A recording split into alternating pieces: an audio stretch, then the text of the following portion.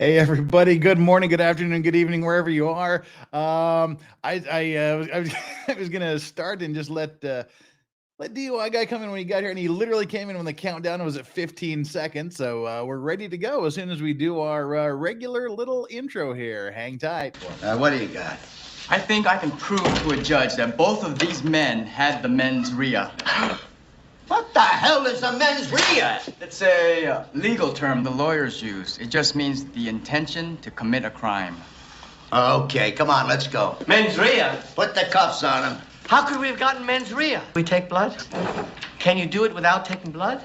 We both use condoms. How is this possible? I want to see a doctor. Can I have an independent blood test? Money! I feel sick. What are you doing? Mens rea! Oh! Oh! My God! No! All right, there we are. We are live and we are here. Mods, thank you for being here. Everybody that normally here, thank you for being here. Those of you that just have us on in the chat, you guys are awesome, great. We unfortunately for everyone else have the greatest chat on the entire internet here. The Vice Squad totally rocks. Those of you that just have us on in the background as you're going about your work, doing your thing for the day, and just have us on for background noise, it's great to have you here. And come back later and hit that like button if you would be so inclined to do so. And we've got 139 people right out of the gate and 88 likes. So you guys are catching on now. You just come on in, hit the likes, because why would you be here if you didn't like it? Without further ado, we're going to just do the normal, really quick startup here. Mods, again, as I said, thank you all for being here. Chat, do your thing. Subscribe if you want to do that. We've got some memberships and some merch. Do that. And the standing rules for the super chats, not required, but gratefully and graciously accepted. That gets you the priority in the comments. Tonight, we're going to have a little bit more time to pay attention and to answer some of the questions that you might have for me or my guest. And, but you know, if you're going to part with your hard-earned money, I at least owe you the favor of giving you priority read, guaranteed to read your super chats, guaranteed to answer them, guaranteed to address everything. Other than that, let's just go with it. And without further ado, let's bring up our super special guest for this edition of Straight Talk with me, Legal Vices, is the one, the only, Larry the DUI guy. How you doing? Larry the DUI just woke up guy is what I'm going to be known as today, because I literally woke up like 12 minutes ago, not even joking. I was like, oh shit, I got to get going. I set an alarm for like 7:50 and I tried to plan as much as I could. So it worked out. It worked out. It's all I care about. I've done that a few times. It's like you're supposed to be at the top of the hour and it's like 56 minutes. You're like, oh, I guess I better do something. But as always, you look amazingly sharp for someone who's been awake literally 12 minutes. So yeah, I have to change. That's the camera, dude. I don't know what you're talking about. It has nothing to do with me. That's this little device right here. Darn, how have you been? I've been pretty good, except for I don't know about you, but the last 15 minutes before I go live is just spent in a complete and utter panic because all the procrastination eventually catches up with me. And you got to do 20 minutes of prep in the next 15 minutes and it never works out, which is why I'm still wearing my sea captain's hat. I just finished reviewing episode 7 of Netflix's 1899 show. And I forgot to switch out my hat, but with my shaved head lifestyle, I just get a lot of reflection. So I'm forced to wear hats indoors. Gotcha. Okay, right on. So you are like, you have your hat section, and then whatever you're doing, you just put on the relative hat. Topical hats. Yeah. Topical hats. That's awesome, dude. The dedicated Maritime Monday hat. But other than that, it's just pretty much whatever matches what I'm wearing. Or if I'm just lazy, throw on the ball cap, but need something with the shaved head going. It has been a minute. It's been like 6 months, I guess. Well, since the last time, the first and only time I think that was on your stream. Yeah, you were on twice. Was I? I don't remember. I really don't. I don't count these things. You know what I mean? Yeah. Yeah. Well, I counted because I was literally days into this adventure, and you know, yeah, we'll get to all that. I mean, I'll heap praises on you here in a bit, but if there's randomly somehow someone out there in the chat that has no idea who you are, give us your standard intro. Who are you? Damn, I don't even have one anymore. I'm just a dude with a dream, bro. I am the DUI guy. I'm a lawyer from Kentucky. If you don't know who I am, go to my channel and look at some of my work. Some people enjoy it, apparently. I honestly, when I first posted that stuff, I had no idea that there was an audience. I thought there were going to be 3 categories of people interested in watching my work: lawyers, judges, and prosecutors. And what do they all have in common? Every single one of them is a lawyer. Maybe law students, like future lawyers, right? It would be like a 4th category. And that's it. Why? Because it's courtroom work. It's watching cross-examination of police officers and doing an opening statement, doing a closing, like a real live jury trial. And I started posting that stuff in like 2018, like towards the tail end of 2018. And I remember, so back then I had notifications for like subscribers turned on for email notification, because I would get like a subscriber or 2 a week, because I wasn't really posting. I didn't have any content.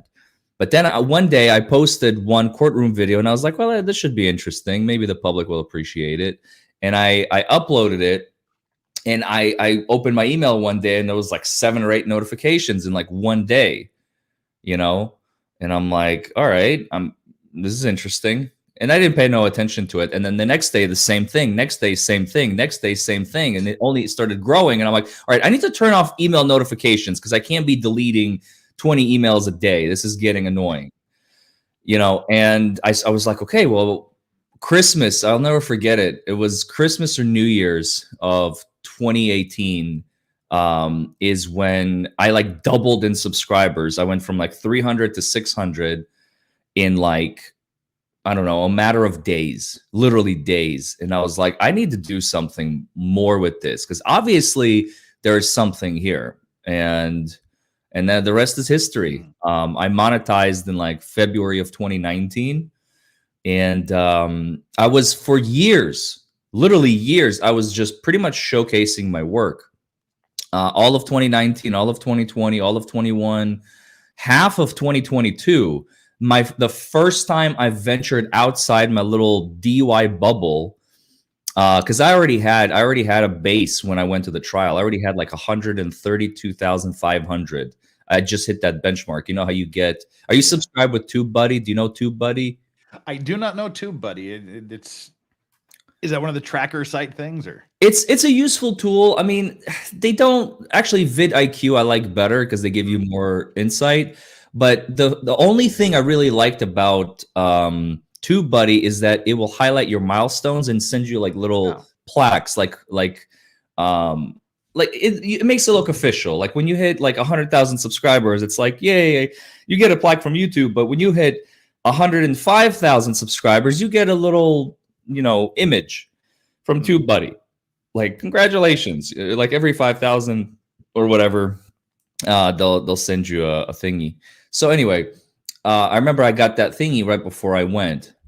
And I mean, and the rest is history. The trial I didn't even know LawTube was a thing. Like the whole Kyle Rittenhouse, with Emily D. Baker and Legal Bites and Ricada Law, like when they all went and did that in like October, November of 2021, it completely went over my head.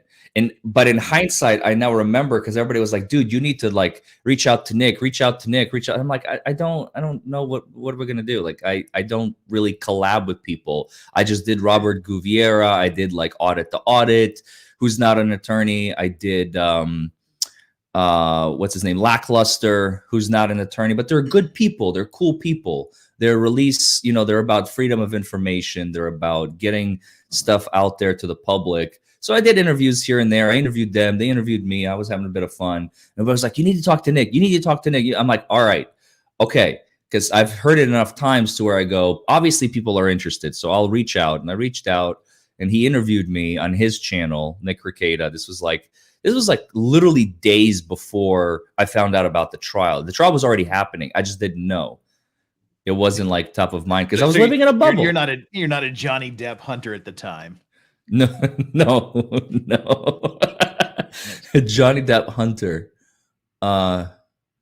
More like content grifter.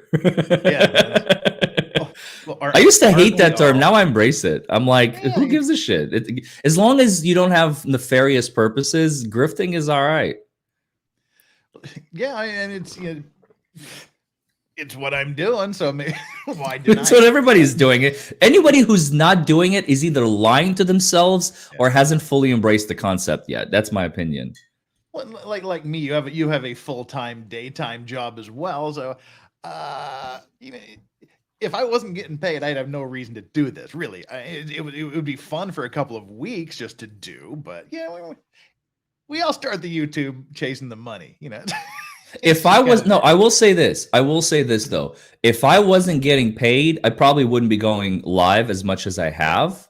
Probably. I would still do lives, but the courtroom stuff I would still continue to release because that to me is like access, like public access to the courts to the public. You know what I mean?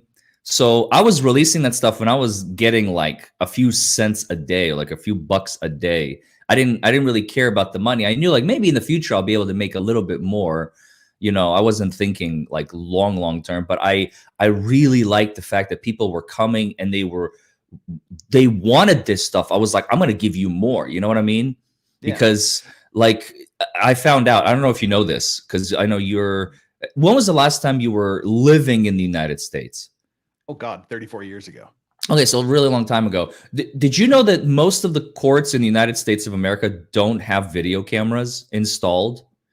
Yeah, that is, I don't understand that, especially now in where they've been having them for COVID, where everything's been going on. I don't understand this idea. Why not every cop has a body cam, and why not every courtroom has an open forum and cameras that are connected to the internet?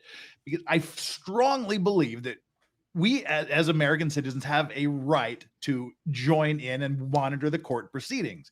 And if, you know, the only thing is that separating us from us in a courtroom is logistics, that can be overcome. I don't see any reason why every courtroom in America doesn't stream to YouTube. Well, streaming to YouTube is another step, but I'm saying like even just recording like the basic proceedings, it's absolutely terrifying. Because I remember I ran into this. This was way before my YouTube game. This was in like 2017, 2018, maybe even 16. I don't remember. I was still a fairly young lawyer. You know, I was learning how to run like the courtroom, how to be in control, how to be an effective litigator. And I reached out. I belong to this organization. I talked about this recently, I think on my channel or somewhere. I don't remember. I belong to this organization called the NCDD, the National College for DUI Defense. Okay. And it's like the creme de la creme of all DUI lawyers in the country. And I asked them, I was like, hey, you guys, because I had cameras in my courtroom. I didn't even think. I reached out. I remember it was Illinois, Tennessee, and California for sure are on that list. And a few others. And you think like these are big states, progressive states, you know, for the most part. Maybe Tennessee, maybe not. But like Illinois, come on. Like Illinois, California, I did not expect this response. The lawyers come back to me and I go like, can you send me some videos? Can you send me some videos of your trial work? I want to see you in action so I can literally study you and learn from you and mimic you and steal your shit. Because that's what lawyers do. We steal each other's shit and we go, this is awesome. And I'm going to make it my own. And that's how lawyers learn, because there's no such thing as plagiarism in the real world, you know, only in school. And I was like, I was shocked and distraught even when they got back to me and they're like, well, here's some transcripts. And I'm like, transcripts of what? My trial. Okay. Can you send me the video? There is none. What do you mean there is none? There are no cameras. What do you mean? Like, there's no video cameras and we didn't bring our own like videographer because that's going to be insanely expensive. Can you imagine having a videographer there for a full day of trial? That's probably going to be like 10, 15, 20 grand minimum just to have them like in there. And plus it'll be so distracting. Like the camera just follows you around and you're just like, good morning, ladies and gentlemen of the, hey, can you like step back a little bit? I'm trying to do my work here. You're bumping into the camera, people. Like, and get the lens in the face. You're surefire to get a guilty verdict. Just like, who the fuck does this guy think he is? You know, like the jury's gonna be like, really. But anyway, so I got that, and that's when I learned. I'm like, how is Kentucky, fucking Kentucky, man, is more progressive than the 49 other states? Why do you think that is? Corruption. That's my theory. Because we're so fucking corrupt to the bone, and there was so much shady stuff happening, like in open court. At least the Supreme Court was like, all right, you know what? We're gonna watch you fuckers just to make sure that you like if anything happens, we can go back and watch the tape. Now, granted, you can always turn off the record. Obviously, you just push a button and the record, and now you can do whatever you need to do. But at least when it comes to like official court proceedings, the level of fuckery has gone down to pretty much nil. You know what I mean? Well, and I guess ideally 0 is where we want to be with the level of fuckery. Yeah, as much as you can, especially in Kentucky, because it's honestly, this is true. I will not name the county, but in 2004 and 2005, 2006, it's not far from Louisville, which is where I practice. This particular county would literally do this. I've heard this from multiple sources, and based on my personal experiences, I believe it. This is like maybe 15, 16 years ago, before Jefferson County lawyers would regularly come to this county. So on occasion, a Jefferson County lawyer happened to find himself in this particular county. You know what they would do? They would quickly and efficiently resolve that lawyer's case or address it or whatever they had to do that day, the judge, the prosecutor. Get them all out of the courtroom so they can start their wheeling and dealing that they usually do. Make sure that the Louisville lawyers are not within earshot of what's happening, because the local lawyers get the better deals, get the better resolutions, because they're the homeboys. They're the local ones. They're the ones we know and love. But those Louisville schmucks, send them home as quickly as you can, and then we can actually start getting some work done. You know what I'm saying? So if we had the cameras in the courtrooms in the other cities, then it would be the lawyers talking behind the bushes out on the front lawn or someplace elsewhere outside the courts. Well, I wish I had an argument against it being corruption, but that sounds pretty darn plausible. You can't argue they don't have the budget. It is what it is, and this is not, this is just one example that I can show you from my personal life, from my personal career, of what I've heard from people who actually been through the trenches in that. And it's not an exception. It's pretty much the rule, especially in the smaller counties across our great land. So I'm not saying like it's exclusive here to Kentucky. It's just other places don't have. I remember this war story. This is, I forget the guy's name. I see his face. He's from Kansas. And there's this one little county in Kansas that he talked about where he goes. Don't ask me the name, but this is the story. This county holds trial on 4 calendar days per year. What? It is so tiny. It's probably like, I don't know, population 1,500, possibly less. I don't know. It's a very, very, very small county. So it's like one of those legitimate circuit deals where the judges just kind of go out to the township once in a blue moon to sort of handle the cases there, so that people don't have to come in the big city to do their things. Or, and I believe, I don't remember this. This one I might be making up, but I believe they hold court only like 4 or 8 times a year or something like that. But I can tell you with 100% certainty, he said they hold jury trials on 4 calendar days a year. Wow. That's a fact. So I think, no, they hold court more. There's no way that's because you won't be able to go through the docket and have a jury trial. So there you go. I knew I was making something up, but that's not the point. So his client gets a DUI driving through that county. And the judge has a very interesting rule in that county, which I've never heard of. It's called plea and appeal. Have you ever heard of a rule like that, plea and appeal? No, I'm assuming you just plead guilty and then appeal it. Well, they might have, explain it. I'll see. They might have something similar to that here in Korea. Because I've never heard of that shit before in my life. It's basically like you have a right to a jury trial, but not really. I'm not going to give it to you. You have an option: plead guilty and appeal, or plead guilty and appeal. But I want my jury trial date. No, you don't get a jury trial date. plea and appeal. And this is what happened. So this lawyer, buddy of mine from the National College for DUI Defense, he went there for like it just kept getting pushed to the next date, to the next date, to the next date. So for like 9 months, he would go, and it's a long drive, by the way, too. So, stacking the fact that it's inconvenient to keep driving over there and back, the fact that the judge was being completely unreasonable. The judge he literally just would not let you have a jury trial.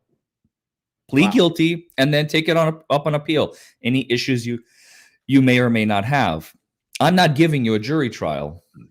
And this is a trial lawyer he's talking to. Trial lawyers don't understand the concept of you don't get a jury trial. Like that's does not compute, moment for a trial attorney.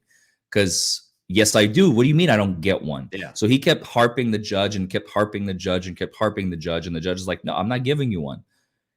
I'm not giving you one. And it's like, what the fuck? So he ended up, I forget what he ended up doing actually, but I just remember what really shocked my conscience and got ingrained in my brain is the fact that there is a judge out there somewhere. He might still be sitting in Kansas Arkansas. I said Kansas. It's in Arkansas. Well, it's Arkansas. Arkansas, the other one. The Arizona, Kansas, the Arkansas. Yeah. I don't know, whatever. It's Arkansas. It's in Arkansas. And so there's some county in Arkansas that this judge is sitting in. And I don't know. I do not envy the people who end up driving through, even with a speeding ticket. I don't know how if your rights are deprived to a jury trial in a DUI case, I can't imagine. I can't imagine what else he does. They sort of kind of have an institutionalized system, sort of like that here in Korea. They technically have jury trials here, but I've never actually heard of one taking place.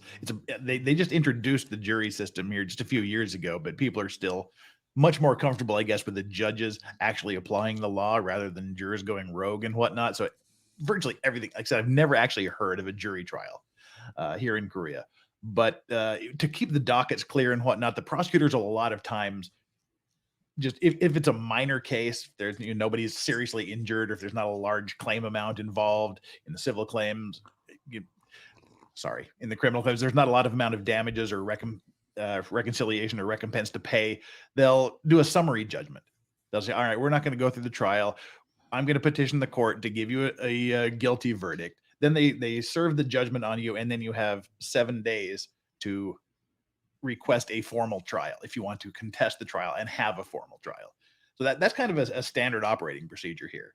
If you get in a traffic accident or get in a fight in a bar or something, they'll give both parties this summary judgment. You're guilty, pay this fine, and they go, all right, I'll do that, or never mind, I want a full trial. So it's not that weird here, but for just a judge just to say, nah, I don't think I like juries. that's kind of wild. We got a couple super chats here real quick to get us off. Stephanie, thank you so much. Vice's DUI guy, and Nate. Oh, Nate, you're here. Hi, Nate. If you're here, didn't see Nate, what's up, brother? Jeff, volume up. I already turned it up. See that? I'm doing this whole thing. I got this. I had monitor envy. Yeah, I had monitor envy, so I switched out my 33-inch to this big 50-inch display screen here yesterday, and so that's why I'm a little green. I haven't got used to the lighting from the screen yet. My sound sucks ass right now because different echoing coming off this thing, so that's going to take a couple of days. What the hell, I don't care. Plus I'm worried I see your Godzilla crossing sign over there, so periodically we may hear a that's actually a legitimate street sign. That's like a reflective. It has the mounts for the poles and everything. I love that. That's so cool. Got it from Japan. Is great. And that up there, the poster, that's the Raymond Burr 1954 Godzilla movie poster. That's one the of original, or one of the originals. Yeah, they made it. Then they remade it with an American, so with Raymond Burr, who played Perry Mason, so that they could put it in the U.S. market. But Flux, who has her own channel, Flux Paints, just started it, one of my mods. He's the guy who reacted to Elaine getting slammed the way we all wanted to. Thank you for that. Pants are prison. Yeah. Are you done with that yet? The iconic face. Are you done with that yet? Oh yeah, I was done with that. People just keep bringing it up, but it is an emoji on my channel, so if you go and become a member on my channel, you have access to it in the chat. Well, that was the first time. Because I said I distinctly remember you being on my channel 2 times because everything just happened so damn fast for me. Just I mean, out of the fucking blue. I didn't want to do this YouTube thing, but I had one too many drinks with Legal Mindset Andrew up in Seoul and down here in Busan. We'd get together like, no, dude, you got to do this. You're funny. People want to. People love to hear you talk. You need to do this YouTube thing. Like, nah, I'm good, thanks. I got my regular job. Then next time we're gonna do it, he's like, no, really. And it just took one too many times. I'm all right, let's order $5,000 worth of computer equipment and get things set up. And I'm thinking, okay, I'll take this slow. Everything's good. I gotta, it's gonna be, I got 4,000 viewing hours. How long is it gonna take me to watch 4,000 hours worth of my own video to get monetized by me? And then I gotta find 999 other people that want to subscribe to me, or however many. There's 1,000 subscribers. I can't even remember. 1,000, yeah. And then Andrew had me on, pumped me up a couple days, got me to like 1,200 subscribers, and this was right in the middle of the Depp trial. And somehow, like he said, "Oh, I'm on with Nick doing the stream, so why don't you come on Ricada's stream?" I'm like, "The fuck are you talking about? Why in the hell would he have me on? I'm like less than nobody." And a couple of hours later, he says, "Do you want to come on?" I'm like, "All right." I'm not going to say no to a guy with nearly 500,000 subscribers. And 3 days later, I was monetized. Nice. The learning curve was ridiculous. And then just days after that was when the courtroom incident happened. And back then you were, I mean, everyone's like, "Oh, we hate the DUI guy. He's the bad guy. He's doing all this." And no, but it was the middle of the night. You needed a vent, and I was the only person online. And people are like, "DUI wants to get on." Then the other, "Don't let him on. Don't." I'm like, I got a fucking 250,000 subscribers. Why am I don't give a shit who he is. He's coming on my screen. Well, I'd be an idiot not to have him on. And then the line event happened. And then again, I was the only person online. Was it a couple days or a couple of weeks later when the line incident happened. And you needed to talk about getting booted from the line and not getting in. And you came on and I got another 10,000 subscribers out of that. I'm like, well, holy crap. So I probably got about 12,000 subscribers out of the 2 times you were on there. And history being what it is, it is what it is. Things are not always the way they first seem, but the thing I like, and it's like I told people, like, well, why would you have him? I don't hate anybody. And as far as I know, nobody hates me. So, I'm so drama free. And you may remember, but I said, I don't give a shit who you are, who he is. He's my guest. He's on my stream. He's going to say what he wants to say. He's going to say his piece. And if you don't like it, y'all can just fuck off because he's my guest in my house. And that's how I feel about everybody that's on my stream. As well, you should. And especially, I don't know where all that hate was coming from, to be honest, because I was sitting there. I forget the exact number, but I was literally sitting in my car ranting at my own screen. I still have that video somewhere. I just don't know how many views because I took it down because I was not in the right mindset. I was exhausted. I was tired. I literally got the bait and switch that day. So I am also angry and I'm getting like messages about, Larry, you were set up. Larry, I have proof, and Larry this and Larry that. And I'm just like, I don't know what the fuck's going on, but whoever you are, this is going to be a blessing in disguise for me and a curse for you, whoever you are. And I was right. I called it because I know, see, I have a crystal ball, and my crystal ball so far, for the most part, tells me the future and what is going to happen. Like, I don't live in the moment. I try to live in tomorrow or next week or next month. And when you have that ability, and apparently it's not given to everybody, as we've come to find out recently, when you have that, life becomes a whole lot easier because an event, what may appear to be like a catastrophic event, can have a very positive cascade if you simply kind of set your mind into the future a little bit rather than what is happening in this very second right now. And so I think it was like 14,000 was the number. This is the number that I have in my head, and I think that's correct. As I'm like trying, because it was very dramatic. It was extremely dramatic because I just didn't get in. I just walked past the deputy. I shook his hand. I'm walking to my car. I am livid. I am angry, but I'm like venting so I don't feel as bad. And I walked to my car and I rant some more. And I'm like, I even like stopped my car as I'm like, anyway, I get to the house, which is like a mile away. God bless Karen, who graciously offered her abode for us law tubers.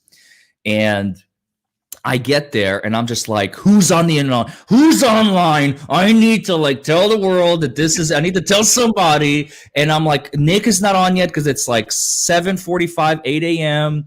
and da-da-da-da-da. And I'm just like, and somebody says, dude, Legal Vices in my chat, because I'm looking at the chat, right? Legal Vices is online. And I'm like, we're going to Legal Vices. Everybody meet me there. And that's where you got your 10,000 from, because they're all like, they literally shifted, whoop, like, oh my God, what's happening? You know, because everybody loves the drama. And it was a lot of drama that day. And then I vented to you, and then Nick went online, and then we both went to Nick, and I repeated the story, and you were like, yep, that checks out. That's what he told me. And I'm like, well, fuck yeah, that checks out. That's what happened to me. So it was a good time. It was really a good time. In hindsight, I wanted to bring you on. Things were born from that day. Go ahead. Sorry. Well, that's why I wanted to bring you on here today, was because you had Farron on your channel the other day, and then you were on Nick's channel. And I thought, I haven't seen him either in quite a while since that day. I think that's the last time that we've been on a stream together. And I thought, it's time to catch up on old times, see how people are.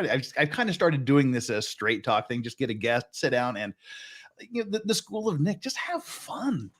Just have like a good old New York mafia style sit down, where you just sit down, you talk about things, you ask each other questions, open it up to people, and see where the chat goes. This is just ridiculous. It's still every day. I mean, almost 6 months to the day, I think. June, July, August, September, October, November. 7 months, 8 months. 7 months, 7.5 months monetized, almost 8 months, and I think 32,500 subscribers plus. It's not bad for that short of a period of time. No, that's good. That's really good. It just bewilders me to this day that people will support the channel with their hard-earned money to hear me talk about shit. It's wild. I don't understand it. And I'm grateful for the chat every damn day of my life. And, to me, the $500 super chat has just as much value to the giver as the $1.99 chat or sticker does to someone. So everybody gets treated equally, because it's just fascinating. And I'm just so damn grateful for everything everybody does. And I mean, the people that got me the big boost was you, Nick, Andrew, and Alita had me on a couple of times, but I can't really do the channel, the panels with 9 or 10 people on at the same time, because I just talk too much. I make myself the center of attention, whether we do that or not. But at what point, I mean, do you still do it? I mean, because you're up to 250,000 subscribers, give or take. Do you still go, oh my God, I lost 80 subscribers today? Or do you just not even care about that anymore? So that's actually a really interesting question. For the most part, now that I stream pretty much every day, my subscribers now consistently gain. But there was a period of time when in September, so I had a couple of jury trials. My last 2 jury trials were like September 17th and September 30th, something like that. I had 2 in September, and I have not had one since, which is depressing because I had 17 scheduled. And that was 15 more that were supposed to go, and each either settled in our favor or got continued. Maybe 1 or 2 couldn't afford it, and so we had to fire them. But that was all mutual. Like they knew what they were walking into. It wasn't like, oh my God, they knew exactly. And we're just like, look, if you can't afford it, I'm sorry, I can't try it. And they're like, I understand, it's okay. As much as I'd love to have you, I just can't afford it. So we had a couple of those maximum, but still, like a dozen trials don't go because they got continued is insanity. But the trials that I was posting at the time, I'll never forget it. I was actually in California for the Kristen Smart trial. And there was a very interesting balance that my channel was striking. And I think I finally reached equilibrium. It took 6 months. It took 6.5 months to reach equilibrium. What am I talking about? So like after the trial, or excuse me, let's go back. Before the trial, 132,500 people, give or take a few hundred, have subscribed to my channel because my channel was 100% DUI stuff. Either me talking about the law on lives or either me in the courtroom doing courtroom work. That is it. I had no other content except for I started doing reaction videos to arrests, which is also still DUI content, right? So it was 100% exclusive DUI content. Then I went to the trial. I started doing the Johnny Depp stuff. And I remember the very, very, very initial comments of like the legacy DUI folks.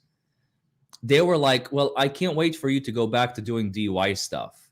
There were very, very few and far in between of those comments, but they were there. And I definitely took note. If you don't read your comments, by the way, you're missing out on like audience input.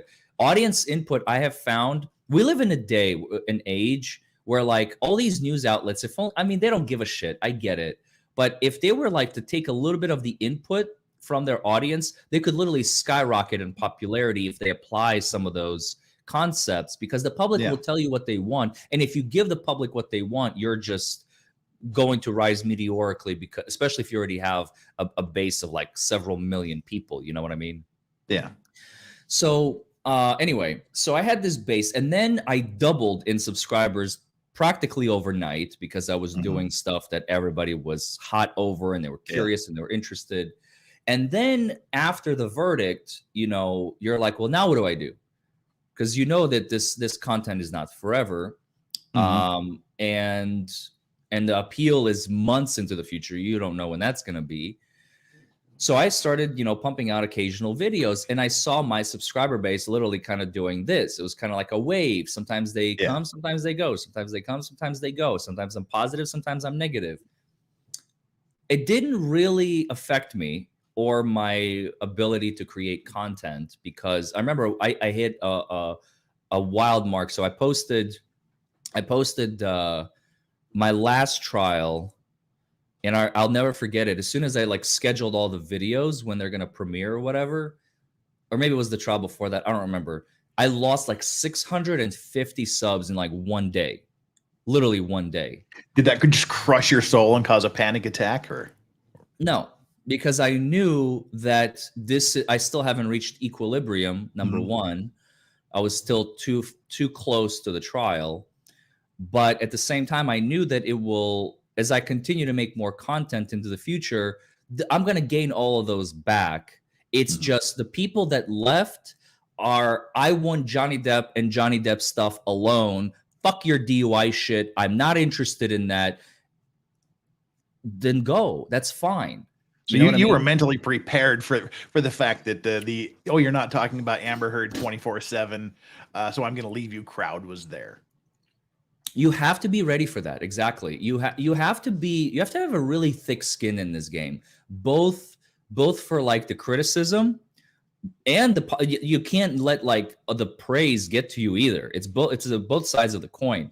You know, when people criticize you, you have to take that with a grain of salt. And when people praise you, you have to take it with a grain of salt, because you can't be like, oh my God, I am like the hottest shit since sliced bread. Everybody loves me. Like that's disgusting. You know, you can't be like that either. So you kind of find a balance. And then when you lose some, you gain some, and then you do like a video and you gain like 1,000 subscribers, and then you do another video and you gain like 50. It's just, I've been in this long enough. Like I know some people, some law tubers and some YouTubers joined like just since this trial, for example. And I can only imagine the thoughts going through their head, like, oh my God, this shit's easy. You know, go get 100,000 subscribers in like 3 days. They're probably like, dude, how doesn't everybody get this? But that's because you're thinking in the short term. You're not realizing there's a bigger picture. You just came in when it's like the hottest. Literally, it's like you're printing subscribers. because you are in the middle of A-list celebrity battle. At least one of them is an A-lister. You know what I mean? That's enough. You don't need both. Which if one there are you were both talking about? A-listers, it would be even like crazier. But anyway, I digress. The point is, it's when you've been in it long enough, you're not afraid of the ebb and flow. Because I'm sure in your, do you practice law still? I work for a Korean firm. I'm sort of a foreign. They call us foreign consultants. We essentially do everything except go to court. So I do all the investigations, the writings, the opinions, I write the contracts, the settlement agreements, all that sort of stuff. I just don't practice in court. Okay. Well, the reason I ask is if you've ever owned your own, or maybe being an outside consultant, you still kind of own your own, and it's as work comes in. I don't know how consistent it is. I was going to talk about the ebb and flow of. Oh yeah. So you're familiar with the ebb and flow. One day you're like, oh my God, especially when you're starting out, you're like, this is amazing. I just made like $1,000 in one day. This is crazy. I got like 4 new clients. This is awesome. And the next day you're like, am I going to have to declare bankruptcy? The phone hasn't rang. Like, am I going to be okay? You have this. Yeah. So I'm kind of used to it from the practice where I guess it's a skill set, it transfers into anything you do, and YouTube's no different. So that's the long-winded answer you didn't ask for. No, that's a good insight. And that's the thing that everybody was trying to prepare me for. Like, okay, now you've got your 12, 13,000 subscribers, and the trial's going to go away and you're going to lose most of them. So don't panic. I'm like, that didn't happen. Sorry. I just never, because I mean, before I came here, my backstory is I came here in 1988 as a nice, clean, young Mormon missionary boy. Did 2 years of missionary work here, came back. My university, I did my undergraduate at Utah State University. They instantly, just like almost the day I got there, signed a sister agreement with Busan National University here in Busan, where I actually did my 2 years as a missionary. And these, do we know anybody that wants to be a guinea pig and be the first person to try out this new sistership exchange program? And my advisor went, I think I might know somebody. So I immediately came back here, did 2 years at the university as an exchange student, about 18 months. Then went back, studied for the LSAT here, went back, took the LSAT, finished up my last year of college, went to law school, and came back here 27 years ago full time. So I've been here basically 34 years. But before that, I worked in radio for 5 years, high school, like when it was like my sophomore year in high school through the first year of university. So you got the voice for it. I can hear your radio voice for sure. Yeah, I don't have the face for it, but I got I got the voice. I got a face for radio. I've heard, yeah. So I mean, I just thought, when I do this YouTube, there's too many people on YouTube that are characters. And I don't want to be the character guy. I just want to be me. Just be honest, be authentic. If people want to be here, they're going to come here and they're going to stay here. But being you is a character. Well, it's being authentic. Right. I'm fair enough. I see what you're saying. You mean like you're not like, over here, the image, like, this is you, and then you're like, all right, and this is me on YouTube. Like I'm putting on a face. That's what you mean. Well, like, certain people don't walk around going, let's get into the news when they walk around the streets. It's like, I'm not, referring to anybody in particular, but I just be myself. I fuck around way too much in life and on YouTube, but yeah, it's not like this is my life. Flip the switch, go, hi everybody out there in YouTube land, because it's fake, and you get caught out, and people go, well, he's not an authentic person. And if you're authentic, people can pick and choose whether they like you. They know you're not going to change because you're who you are. Exactly. And that goes all the way back to Shakespeare, to thine own self be true. Just be who you are. And if you build it, they'll come, kind of thing. And I think the most subscribers I ever lost was like 60. And then, and like you said, now I just check my numbers just because it's a habit. I just wake up and put on the stupid YouTube app, and Nick's like, dude, don't do that. You'll never stop doing it. I'm like, oh, too late. Too late. I'm the And same way. It's just curiosity. You want to know. 5 subscribers since last night, and then you look 20 minutes later and you got 20 more. But it's just something to do. I don't really panic because you shouldn't. Please don't. Honestly, it's not worth it. It's not worth. There's those people that obsess over the subscriber numbers, and I feel sorry for those people. Plaque at some point. Yeah, that's not. And you're gonna get your silver plaque probably by summer at this rate. Oh my goal is 50,000 by my birthday in July. So 18,000 before July. I'm kind of a realist. I assume whenever there's a trial, I get a few thousand like every trial thing, but because mostly I go hang on. I'm not. Up until recently, I wasn't in a position where I would even think of going up against Nick or you or somebody doing a trial. I was like, well, who the hell's going to watch me? But I think it was the Brooks trial, when the days that Nick couldn't do it, people were like, well, why aren't you doing it? Oh, well, Nick's doing it this day. Well, we're watching you. Just stay here. Don't go on Nick's. I'm like, well, I still know what side the bread by butter's on. So I'll go hang out with him and I'll take it. So, but now I'm to the point where, I can comfortably, even when he's streaming, you have a base that'll be watching me. But I'm not.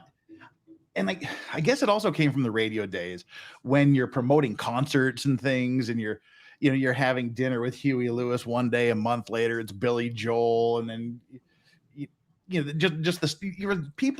famous people are people. At the end of the day, they piss standing up at a urinal. They put their underwear on one leg at a time. And I'm not intimidated, and I'm not really impressed by fame and superstars. So I just kind of think, okay, you're a person. And I think that works to my advantage. And it's hilarious when people are like starstruck about me. I mean, like, oh my God, I'm like, dude. What the hell are you? I think it's hilarious because I see me in the mirror and I go, I'm just a dude, and I think everybody else is that same way. And the best way I've ever related with people is on that human level. But the interesting thing about, maybe it goes into this psychic is a trigger word. This what's a better word than psychic? Thing that you were talking about with your crystal ball and things like that. The empathic, or whatever that ability is. Visionary. I think we all have it, but I think it's programmed out of us by our parents, by the educational system. Because everybody has the stories of, we went into the room and the 2-year-old was talking to someone. They said it was grandma that died before they were born, or people talk to their invisible friends. But you said, no, ghosts aren't real. No, you're not talking to anybody. Oh, it's your invisible friend. It's just your imagination. And we train people not to trust our emotions. We tell the kids, don't listen to your emotions. Don't listen to the voices in your head. Just, use your smarts, use your brain, use your logic. And I think we program that empathic ability, that visionary ability out of people. Yeah, sadly. And so I do believe we all have some sort of, my family's just weird. My father's side of the family, they see dead people. My mother's side of the family are all these very empathic people. And I was just kind of raised not to question it. If you have a feeling that you can't explain and is strong, follow it.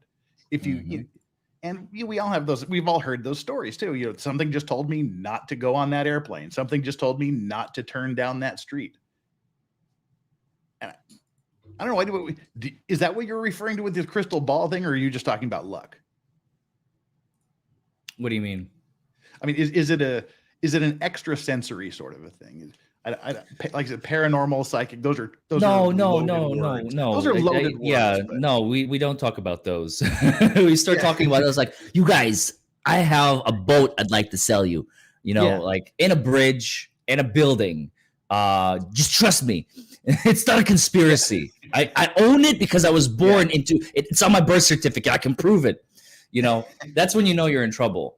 Yeah, that's why I don't. That's why I'm trying to find words that are less loaded and weighted than Intuition. those words. That's what Chad has been saying, and that's Yeah. what instinct and intuition. And here's the thing. Yeah. When I was quite young, I had no intuition whatsoever. I was a complete fucking dumbass. Probably like most of us, when we're young. And as I got older, I was always very sheltered. I got very lucky. Like I was raised in a very European way because I am European. Parents took care of everything. I never had to worry about like a roof over my head and food on my plate. The absolute antithesis to the American way. You're 18, get the fuck out of the house. You can take care of yourself now. That was not an ideology that I was familiar with. But I will say that as soon as I turned 18, my father did a 180. And I actually literally overnight, I didn't recognize him. He went from, "Oh, good morning, son," to "Get the fuck up. And it's time to work." And I'm like, what the hell? Who is this guy? That's exactly me. 3 days after I turned 18, I remember I turned 18 on a Thursday. Sunday morning, I walked up the stairs from the basement where my room was to have breakfast. Dad was reading the paper back when there was actual papers to read.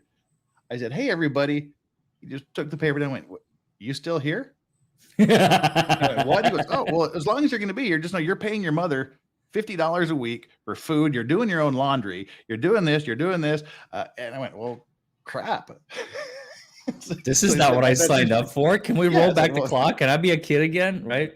So very early on, I was like, and I'm thankful for it.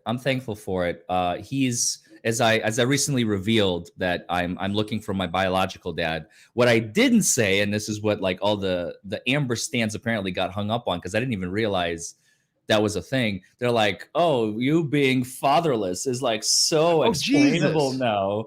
And I'm like, first of all, I'm not. My mom remarried when I was 8. So I have had a father for the last 26, 27 years. So, but whatever. I mean, look, the thing is they have like their own little echo chamber. And I just pop in every once in a while and I'm like, "What are y'all talking about?" And then I'll pop out and I'm like, "All right, that's enough for me. I don't need any more of that." And it's just fun for me. But the thing is that he taught me like most of the stuff that I know. My mom was kind of like a laissez-faire, hands off, let him do his thing. I try to be my friend and stuff.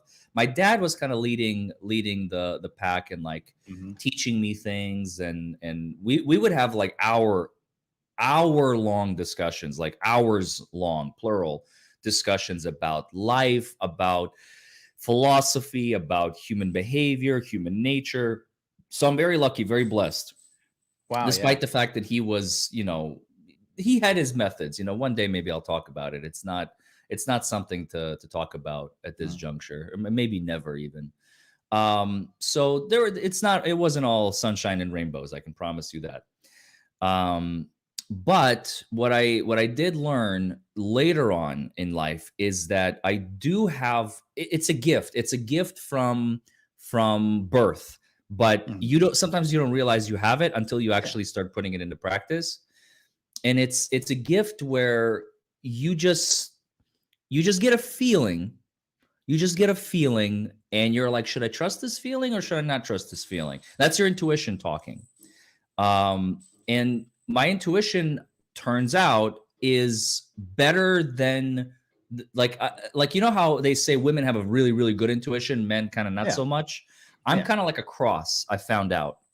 I definitely don't have a woman's intuition. God no. I wish I did. They're the most powerful and the most gifted. Why? Because they're the birth givers. They're the ones who continue the human race. They have to be vigilant. They have to be, on top of things. And Mother Nature rewards them for that.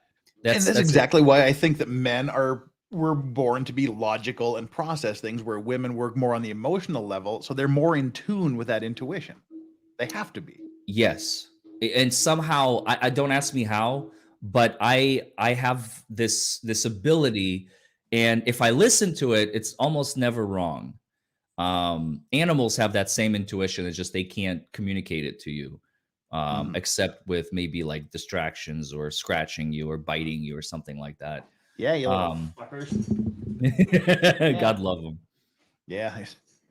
You're being talked about, don't you, buddy?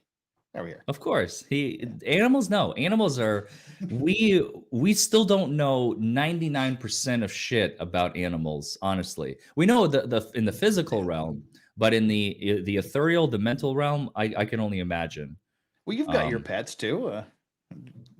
Tell me about there was this one hospice care center I heard about many years ago that had cats just roaming the halls. They somehow they got to that point to where they had like all these. I guess they were like stray cats, and they brought them in.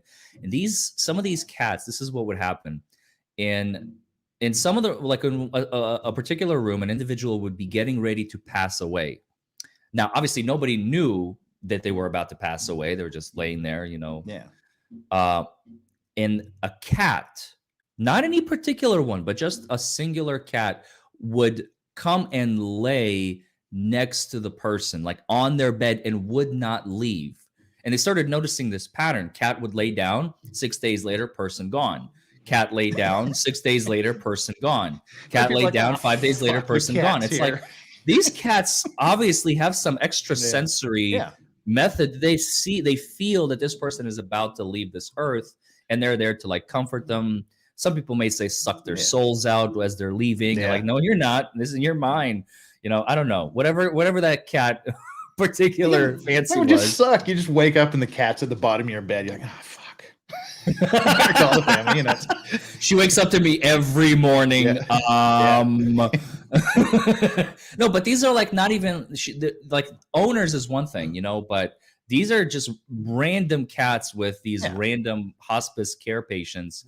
And it's kind of anybody with a spouse or a significant other that can see when you get in an argument, it's like the animals seem to know who is right and who is wrong, and they go to console the one that needs to be consoled.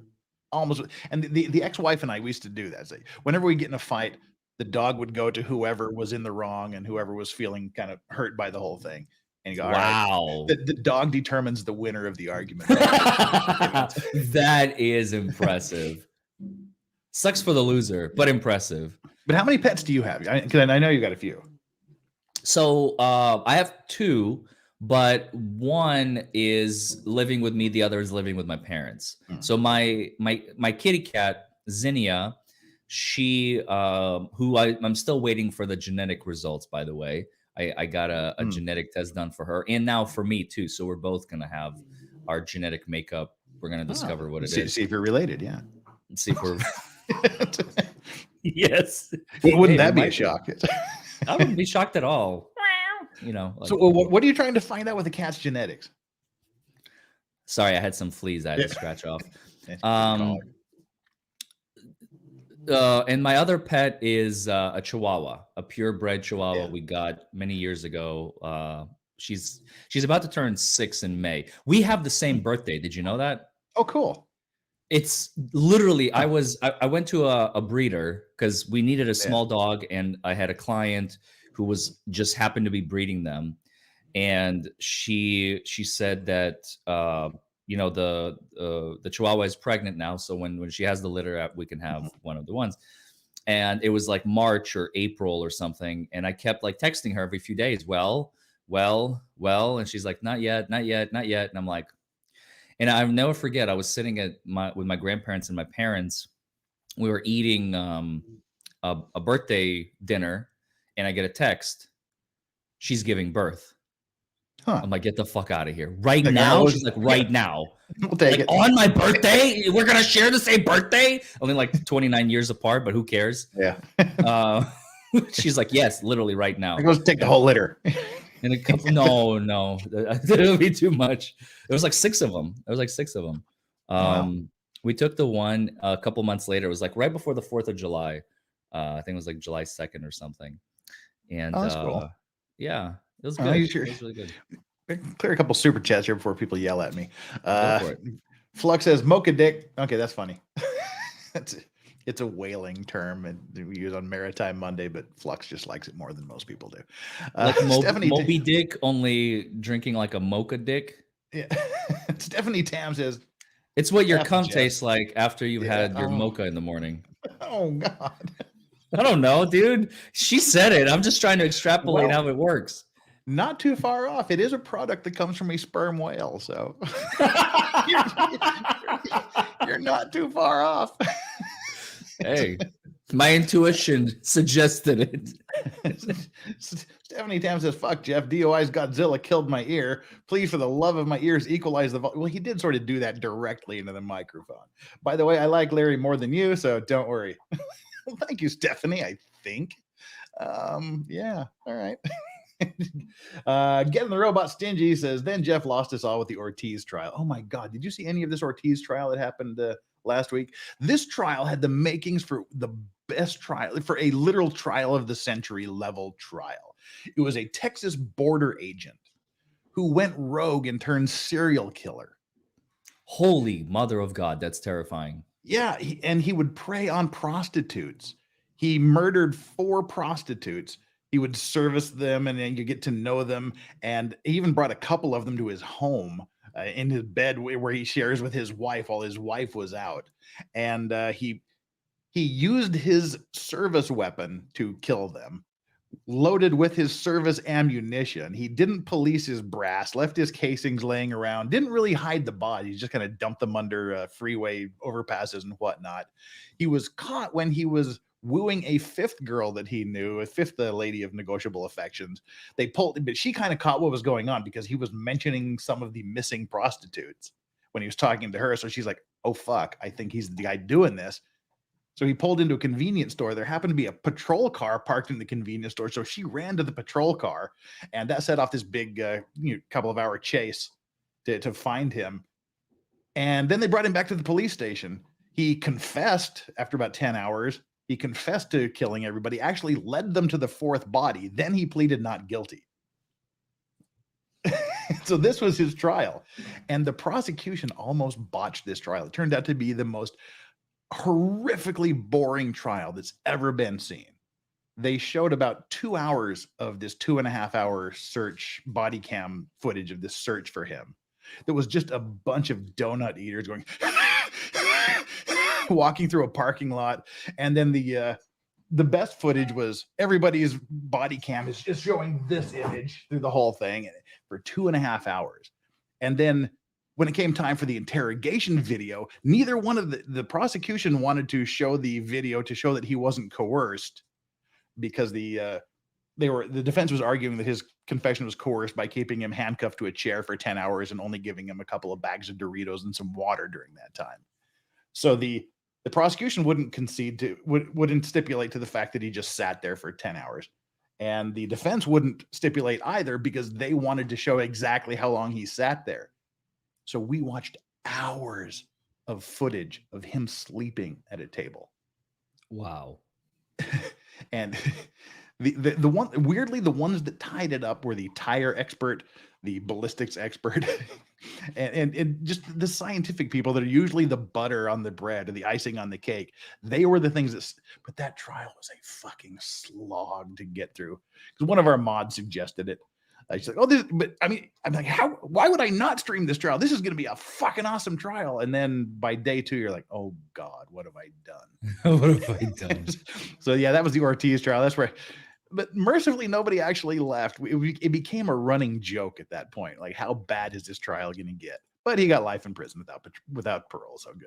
Joe Sullivan, by day, Jeff is a mild-mannered man lurking in the background, but by night, he's able to leap drama in a single bound and destroy chatbot with his gaze. Yeah, I just don't do drama, man. I don't get it. I just really, really don't. But yeah, that's me. Alan, thank you, Mod Alan. Jeff, we love you. Merry Christmas from all the chat. Well, you too, and you also rock, Alan. Thank you. Michelle Caverna says, Larry, it's 100% a Jewish family thing. # Jew crew. Oh, the living with your parents after you're 18. It's possible. Yeah. I wouldn't put it past them. Soy Mafia. Sorry, Jeff. Kraken in the box will get the silver. He already did. He's at 100,000. He just passed it. Wait, were you doubting him? Did he? How dare you? He got 70,000 in like the first few hours. Yeah, dude, he crossed it this morning at like 7 a.m.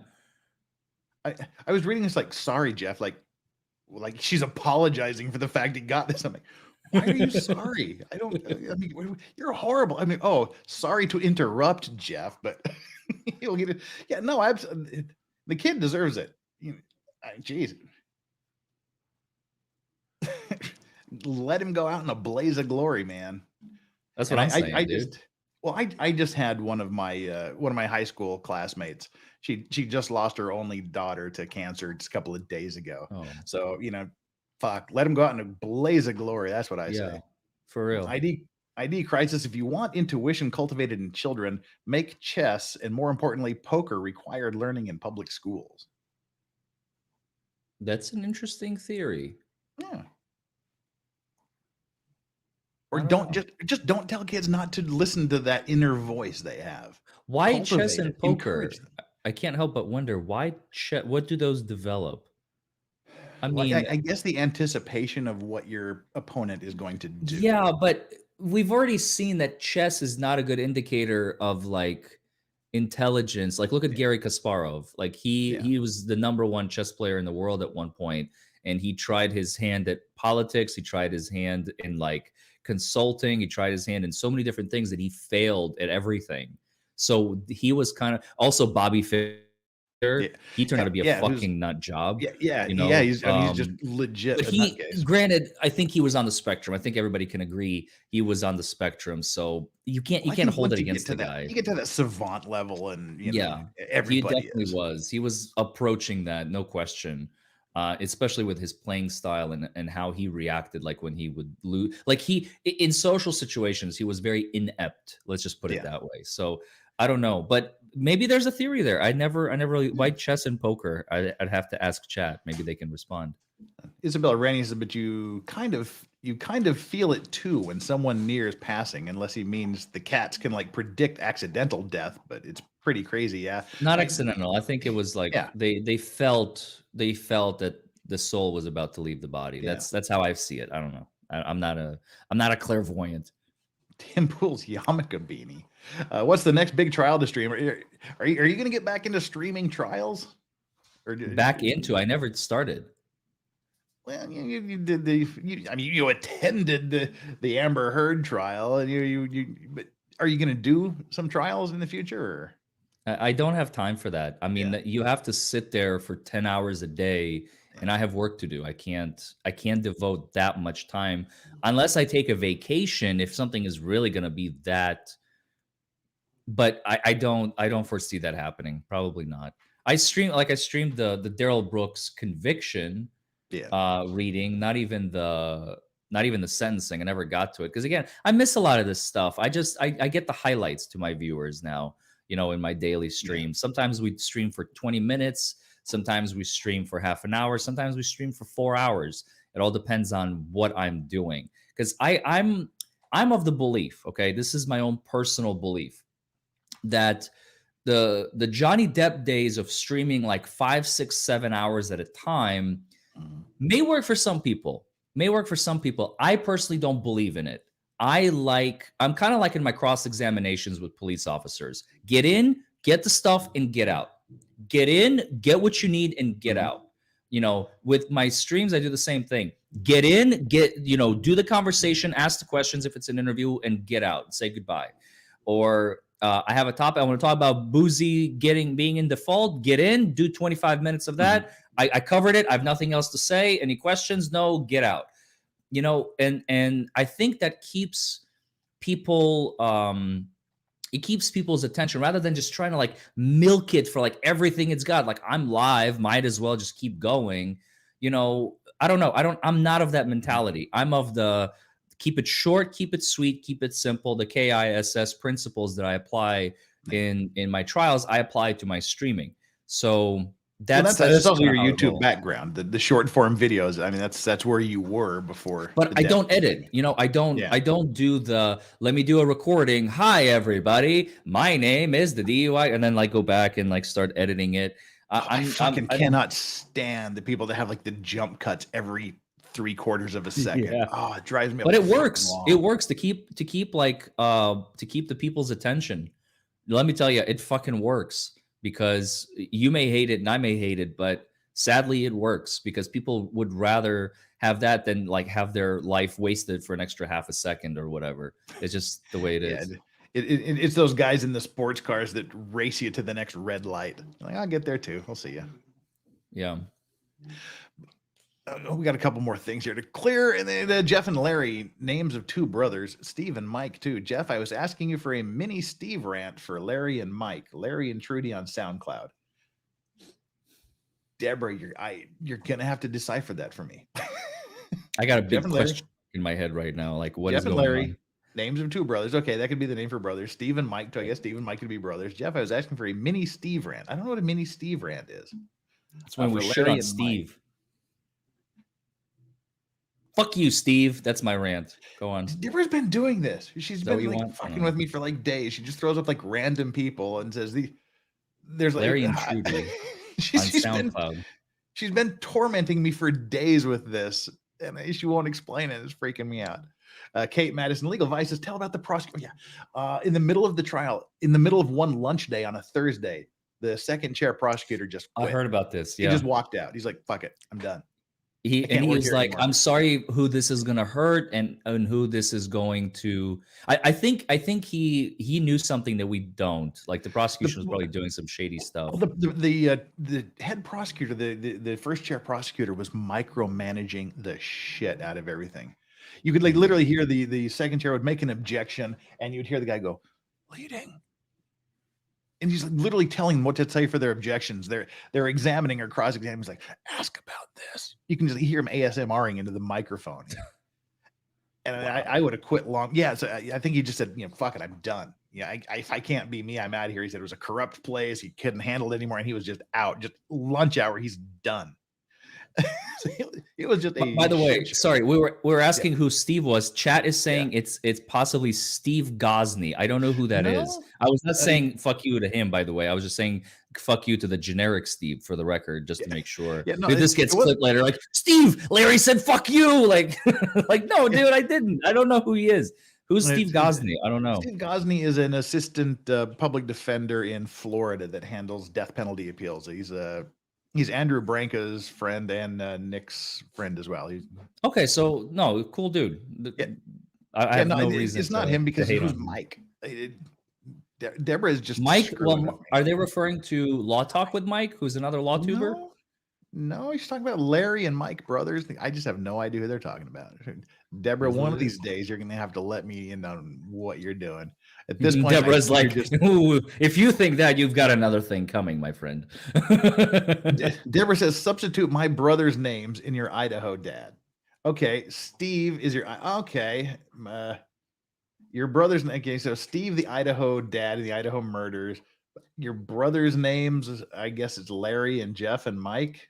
There's the guy in your chat named Steve. Go, what the fuck, man? Like, how dare you? I love chat.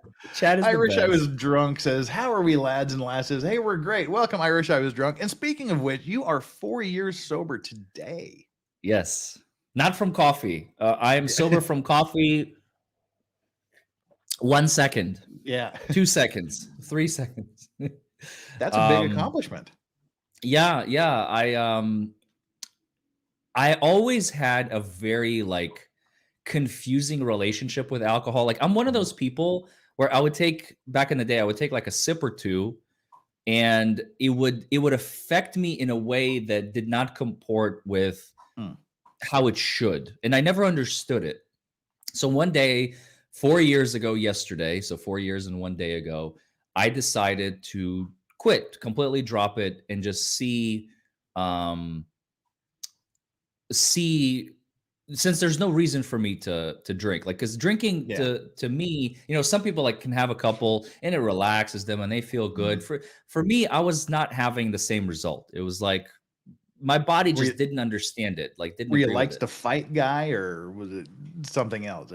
No, to give you an idea, like back in my drinking days, I remember I could drink copious amounts of alcohol and still appear to the public eye, as if I'm completely sober. My body just did not process it in a way that made any sense at all, And for years, I didn't really think anything of it. And then one day I was like, why am I doing this to myself? I'm getting like barely any pleasure out of it, and it's all pain, because my body does not process it in the way that it should based on my experiences with other people. I'll talk to people about it, like, how do you feel when you drink? And how do you feel when you drink? And people will tell me, and I'm like, I don't feel like that. That's not how it makes me feel. So maybe I'm doing it wrong, and I need to stop Mhm. introducing this chemical into my body. So I stopped completely. It took about, I think, 9 months for my body to stabilize, because alcohol, believe it or not, alcohol is a drug, right? Mhm. Oh yeah. Everybody knows it, everybody kind of says it, but nobody really thinks about it. And it's a drug that keeps your body at bay. And like it or not, your body will crave it even if you're not an alcoholic.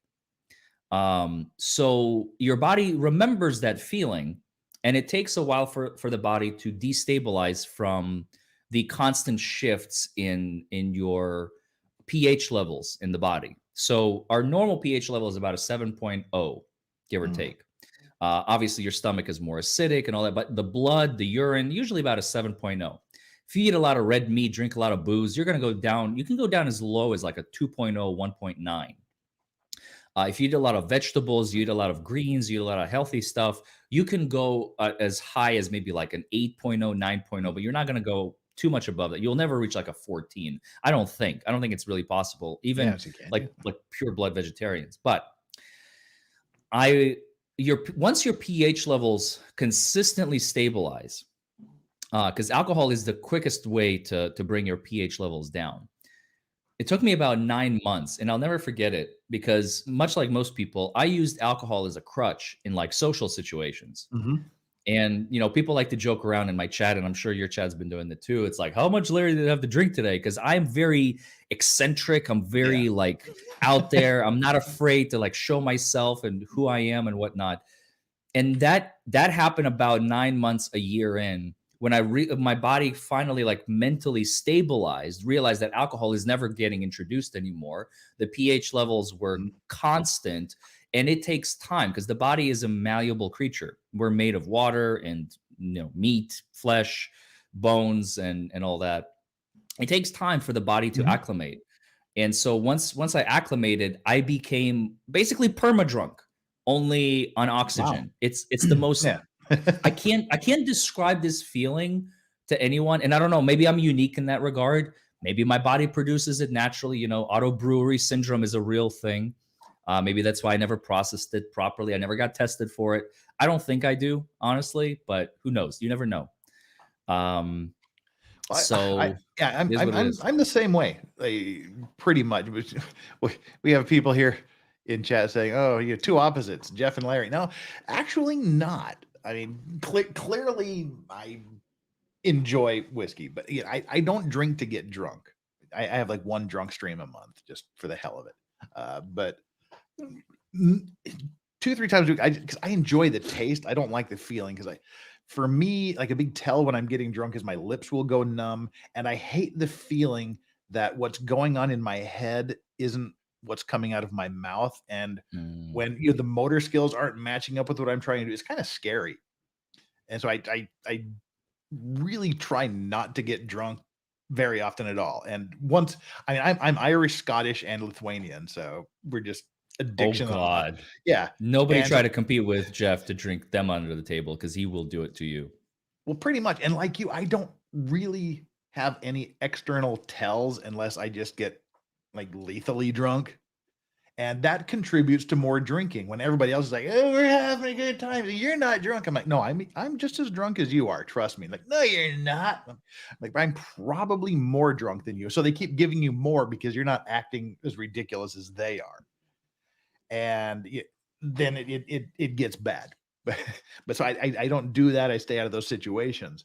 But like I said, because of the genetics and because of I mean, I do a quarterly, I'll do a dry week just to check, just to see what my feelings are, what my relationship with alcohol is. Am I missing it? Am I is it a habitual thing where, oh, I don't have anything to do with my time, I'm gonna go get a drink? And it's something that I always have to be careful of because it is an addiction and I'm genetically pre-programmed that way because addiction just runs rampant through the family. And so, I mean, it's great that you are 4 years sober, and that's. So, do you do it on your own, or do you do a 12-step, or did you do a program, or you just Cold did it on turkey. your own? Just Yeah. like cigarettes. I used to, not regularly, but I would smoke periodically. I started in college. It was very related to drinking, by the way, but I quit cigarettes first, and I'll have the occasional cigar, like once a year is frequent for Mhm.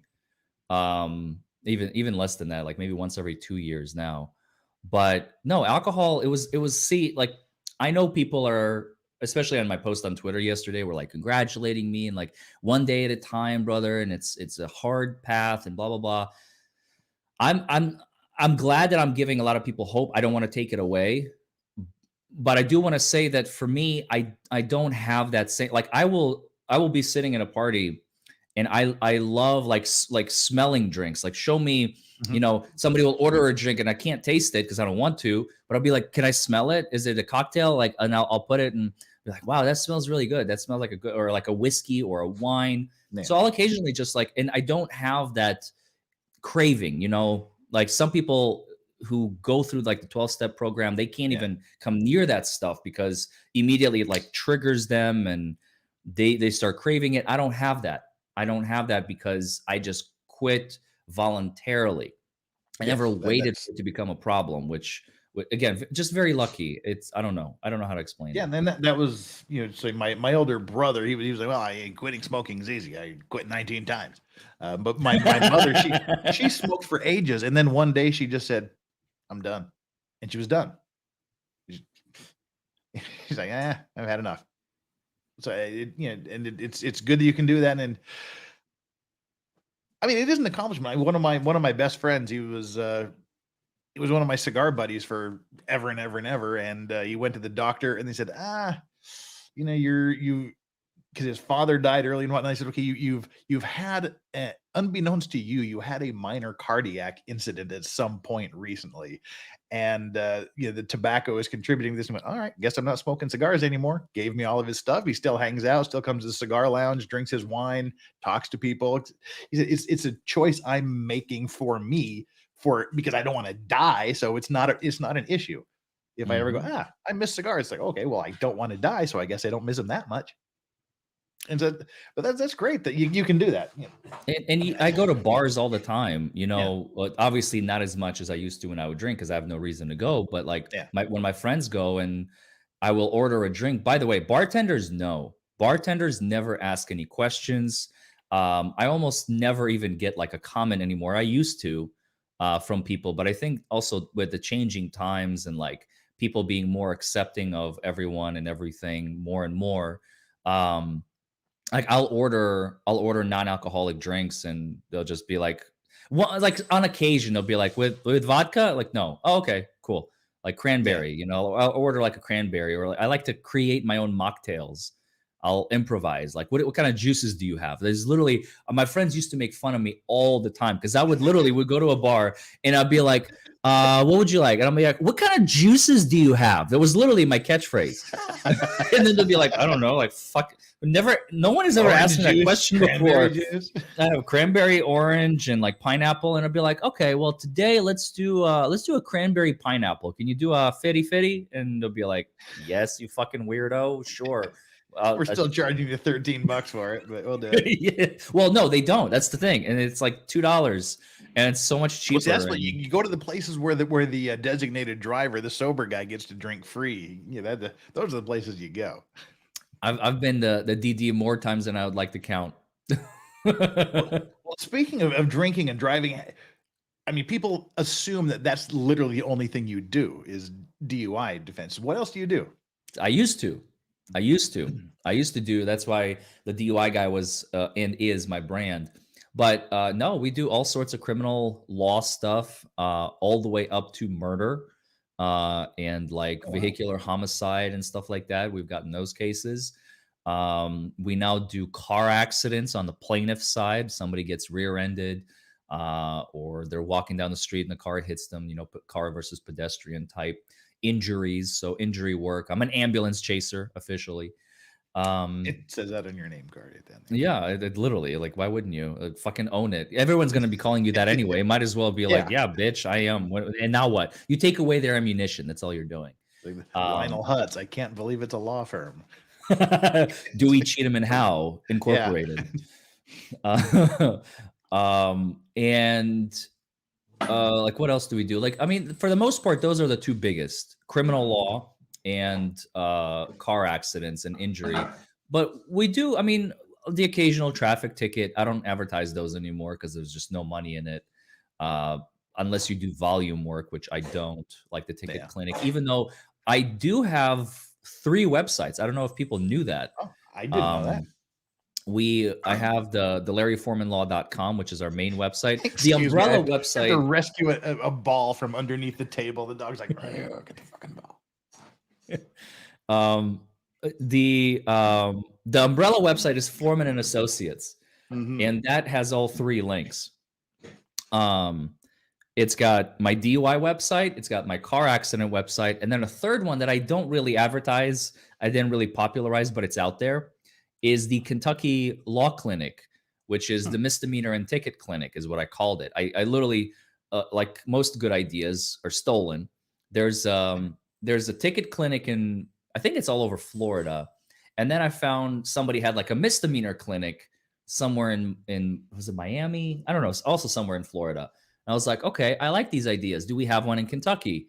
No. Okay, I'm going to create one because that's what I do. When there's something that I like and we don't have, I make it happen.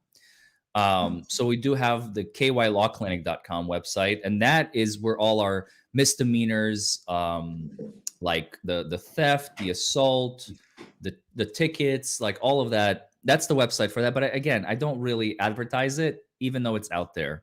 I think maybe I have a Google AdWords campaign for it, but that's about it.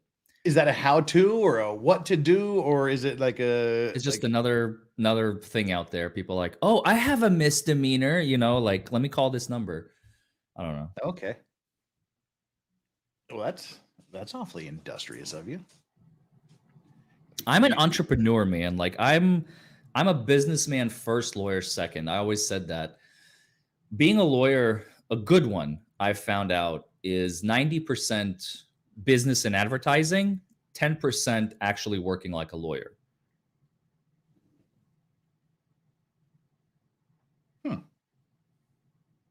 Well, what was it about the law then that drew you to it? If you're more business inclined, why didn't you go into the business? Well, because law is a business. It's a very profitable one if you do it right.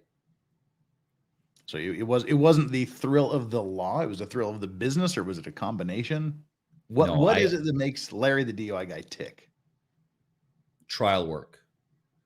Going to trial, preparing for trial. That's the one thing I'll maybe one day, but not right now and not for a while. One thing I don't delegate to my associates. You handle all the trials yourself. I do every single trial myself personally. Now I take an associate with me to be my second pair of eyes and ears and hands and everything. But yeah, that's it. I love helping people, and I've learned that. Sadly, when I started practicing, it was a very quick learning curve, is that a lot of people were simply in it for the money. They were not in it to help the little guy, to help the person who got in trouble. Even doesn't matter what their facts are. Are you straight up like this is an easy cut and dry case, or is it complicated and you have defenses? They were like, this is how much, and then the rest I don't give a shit about. And that depressed me when I learned about this stuff. But then it gave me hope, because I was like, you know what? I'm going to be the exception. I'm going to be the one, when you call me, I'm going to give you the personal attention, which we still do. I'm going to tell you what we can do for you. And then we're actually going to do it. We're going to be the exception to the rule. And that is why I think I've been more successful than my competition, is because they're still stuck in that antiquated, the clients don't notice this stuff. They don't, when they do. And clients talk. I can't tell you how many times I've gotten a phone call and they're like, I got your name from so-and-so. I talked to so-and-so and they said you did a good job. This is not from a client, but they said they heard about you. And I'm like, it's nuts. It's really crazy. When you do good work, it spreads like wildfire. Do you know what the And percentage of word of mouth is versus advertising? Or that's a great question. I have no idea. I have no clue. Because our firm does zero advertising. Virtually everything that comes in is word of mouth from around the world. I mean, we're a pretty niche firm, maritime law, mainly like 70% maritime, and then the rest 30 just fill in the blanks, business setups and things like that. You'll get a ship owner from Greece that'll tell you he heard about you from some lawyer in Texas. And like I said, if you do what you do and you do it well and you give that attention to people and they don't feel like they're just a number that's being overbilled by somebody, they'll come back. And I don't know I know the trend here in Korea and Europe is especially happening. I don't know if it's still happening and if it's happening in the States or it already happened, where people are getting away from big law and they're starting to go to the niche markets or the smaller law firms because of people like you that give them the personal attention. They don't get they get the guy. They don't get 5 paralegals down that you may or may not be at their desk. So in order to solve a few problems that we had back in April, let me tell you this. This is actually interesting. Your viewers might find this interesting. So I would be getting upwards of like 20 phone calls a day sometimes. And that included a mix, new clients, current clients, mostly new, because the current clients will now talk to my associates. And I would return phone calls and I would spend hours upon hours upon hours every day just talking to people, only to find out, well, I don't have any money, so I'll call you back if I can afford you. They just wanted the free legal advice. Oh, yeah. Well, before I pay you, can I answer this one question? Yeah, exactly. Before we do that, just one more question. Then you're like, all right. And then they go either hire somebody for like some lawyer who's like, "I'll give me $250, I'll come to court with you," and then they do whatever they do, because they're out there and you will find them if you look hard enough. They will just hold you. This is what I like to say. They'll hold your hand down the guilty plea aisle. They will maybe do that. Some of them won't even do that. They'll show up once and be like, "Well, your fee's exhausted. I'm not coming back," because all you paid is like $250 or $500. But I was like, how do I solve this problem? And I talked to my buddy who graduated law school with me just a year or two behind me. He practices in South Carolina, North Carolina, one of the Carolinas, I think South. And his name is Steve, by the way. Shout out to you, brother, if you're probably not watching this. He does a lot of military law, but he's a good Steve. He's not a fuck you, Steve. No, he's a good guy. And he was like, I just one day I expressed my problem to him and I'm like, yeah, I'm having this issue. And he's like, charge consultation fees. That's what I do. You should try that.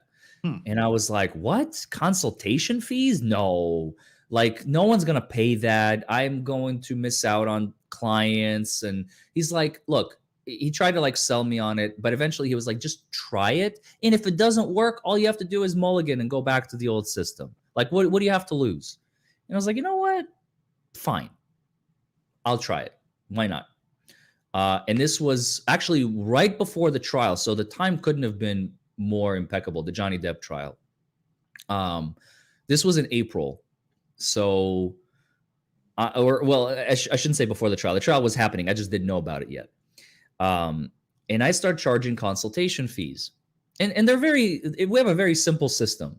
$50 to talk to me on a traffic ticket, $100 misdemeanor or expungement, $150 for a DUI, and $200 if it's a felony. I'm not charging an arm and a leg or by the hour. Very reasonable, yeah. Just like a bare bones minimum. This was his suggestion. This was his recommendation.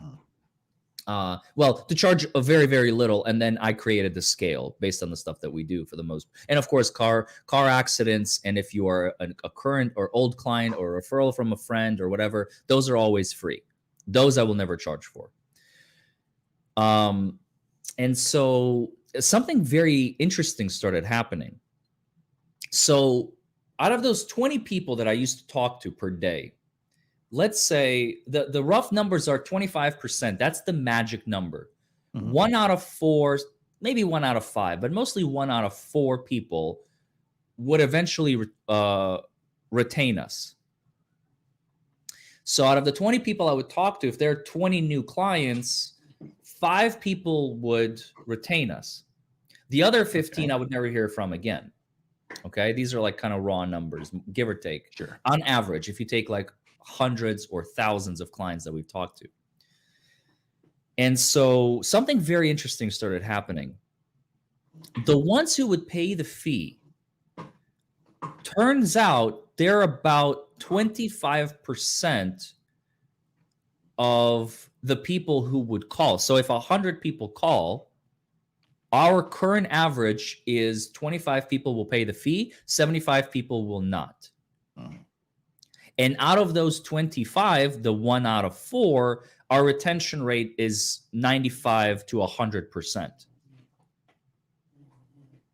So it's just that consultant fee just weeds out the vast majority of the problem issues.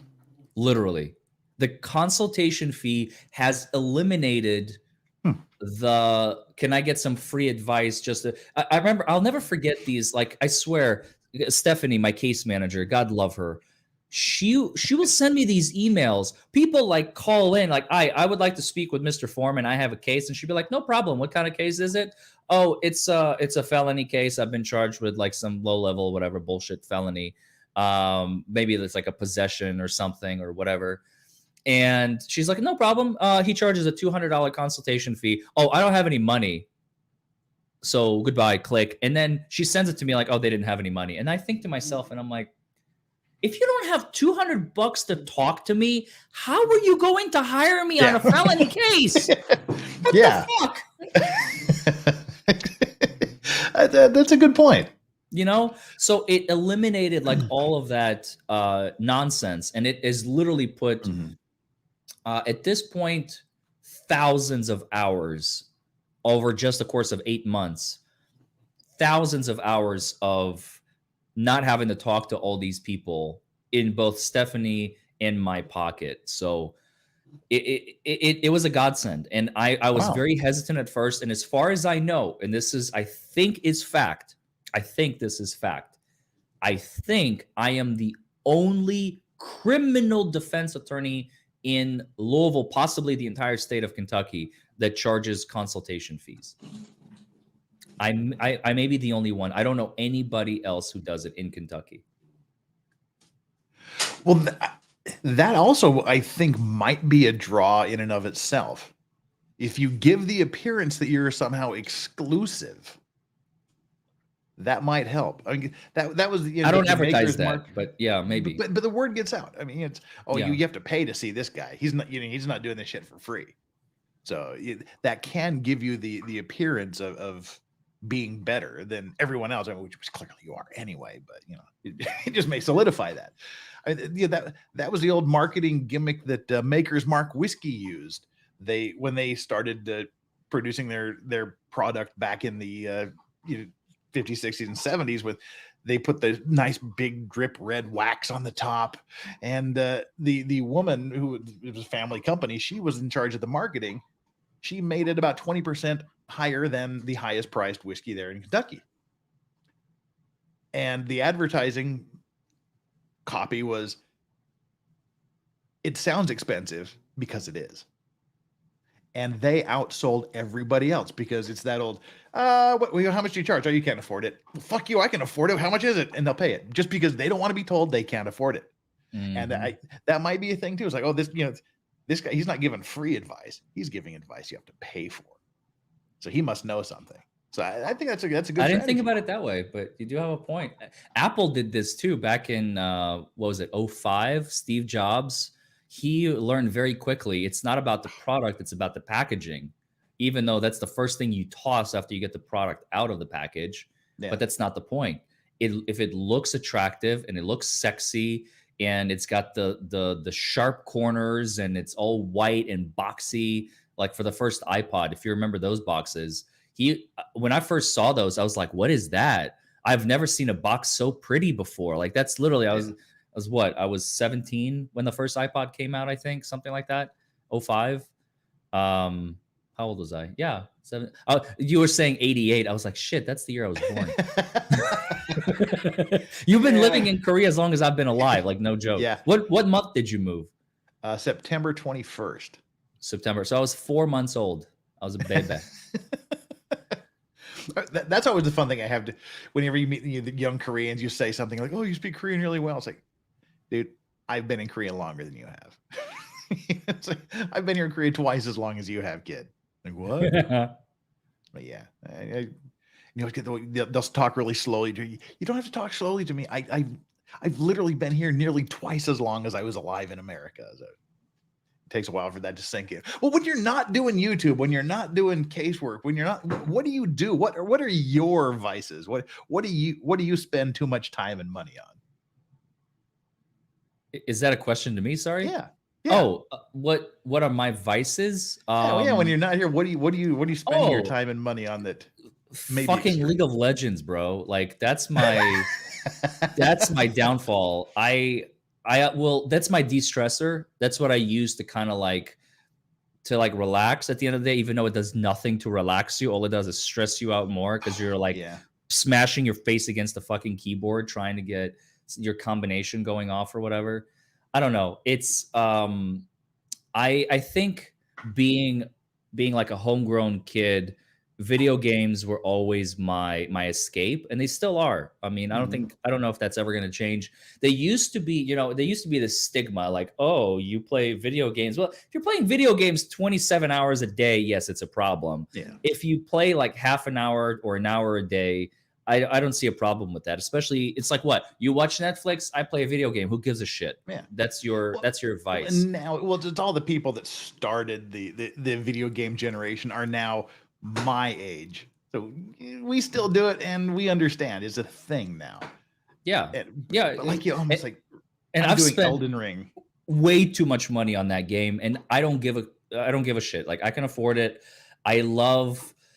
Like I'll play the character once, the champion. I'll play them once, and we'll never play them for another like year probably. But I will buy the skin, and I'll buy the chroma, and I'll buy a couple more chromas just for the sake of it. I've spent probably like $5,000, maybe $6,000 now. I don't know. I stopped counting after a while on this stupid game, and I regret absolutely nothing. Just because it's fun for me, and it's fun for me to have like all the latest skins and just kind of look fun and stuff. So that's definitely my vice. Yeah, mine's Witcher and the Dark Souls games. The Witcher games, I kind of have a Dark Souls shrine corner of my living room, and then a Witcher shrine section of my living room. And like right now I'm going through Elden Ring. And it's like you say, it's like, I just need to relax. I need to decompress. And then by the end, you motherfucking I'm having fucking fun relaxing. God fucking damn it. I used to stream it when I got COVID back in June after I picked it up from the trial. Thank you, crowd at the Johnny Depp trial. But hey, it built up immunity, so I can't complain. And I remember for like a week when I was sick and I couldn't work, I was bored, because you still have this energy, even though it may be a little suppressed, but you're like, I want to do something. So I created a Twitch channel, and I was streaming on Twitch, and I would play League on Twitch. Now I still play League. I just don't stream it anymore. I don't know. I don't know why I stopped, honestly. Maybe I should go back to that. I don't know. It just seems like too much work, and being a Twitch streamer, you can't. It's not like YouTube. You can't. I don't feel like you can just come on for like half an hour and leave. People, I don't know. Twitch is like you stream for like a few hours and stuff, and I can't do that right now. Like it's not within my abilities due to time constraints, work and streaming on YouTube and all that. So actually, I like having that me time, and not stream it versus maybe I could have earned a few bucks or something, but that's not attractive to me.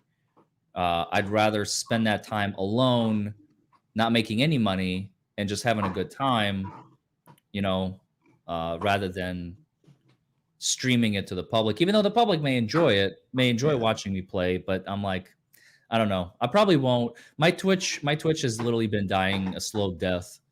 I still maintain the followers on it though, which is weird. Well, bless you for being able to play. I can't do the massively multiplayer thing. I can't because I always somehow get into the game like 3 or 4 months late. I think the last one was Diablo 3. And you get into it a few months later, and all you do is you just get your ass kicked by some 12-year-old Japanese kid who's just like, cursing at you, and you have to go back and find your corpse and get your weapons, and he's just standing over your corpse waiting for you to come back so he can kill you again. And that just takes all the fun out of it. It'd be great. The massively multiplayer would be great if it wasn't for the multiplayer part of it. I just get too stressed. MMORPG without that MMO. Exactly. I mean, that's why I like the Witcher and the Dark Souls games. Is me, and if I want to summon someone for help, I can. That's why I like that. But I feel that. But I'm sure you do. Everybody that plays games we have a garbage truck that comes down the street every morning like clockwork at 3:25 a.m. You sit down at 8 o'clock and you're like, all right, I'll just play this for an hour. And like, oh fuck, that's the garbage truck. It's 3 o'clock in the morning. I better go to sleep for an hour. I can honestly say that may or may not have happened to me once or twice. When you get a little bit older, Jeff. Yes. You eventually learn that you have responsibilities, but it's okay. Some people mature a little bit sooner than others. So I'm lucky that I don't need sleep. I've never slept a lot. I'm good 4 hours a day. Ideally is 5 hours. Yeah. And that's just the way I'm programmed. I go to sleep about 3 or 4 and I wake up at 8 and I'm in the office by 9:30. Good for you. It's just the way I've always been. I need my beauty sleep. Like last night, I went to bed pretty late, and I'm regretting it right now. But I'll be all right. I just need to go to bed early tonight. And it's even when I was a kid, I remember my mother would put me down for naps when I'm 5, 6 years old, and I would just lay there. Guess I'm not tired. And the worst thing now is when everything catches up to me and I fall asleep at 9. I wake up at 2 o'clock in the morning and I'm done. Damn, and then I am dragging ass. I am dragging ass the next day because I don't sleep for 24 hours. Yeah, it's just this weird thing. Maybe that's my future too. I don't know. I'm still in my mid 30s, so I know your clock changes.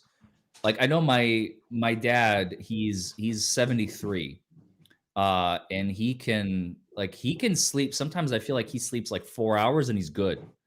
And my grandma. That's what scares the shit out of me. Is they say you don't sleep, the older you get, the less you sleep. I'm like, a fucking zombie. I don't know. I don't know what it is.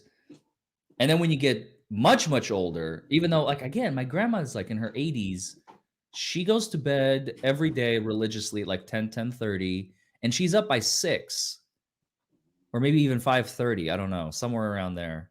I'm pretty sure. Oh, those are the people that I envy. One of my friends, he just 10 o'clock, he goes to sleep. I don't know when the last time I slept at 10 p.m. I can't sleep at 10 p.m.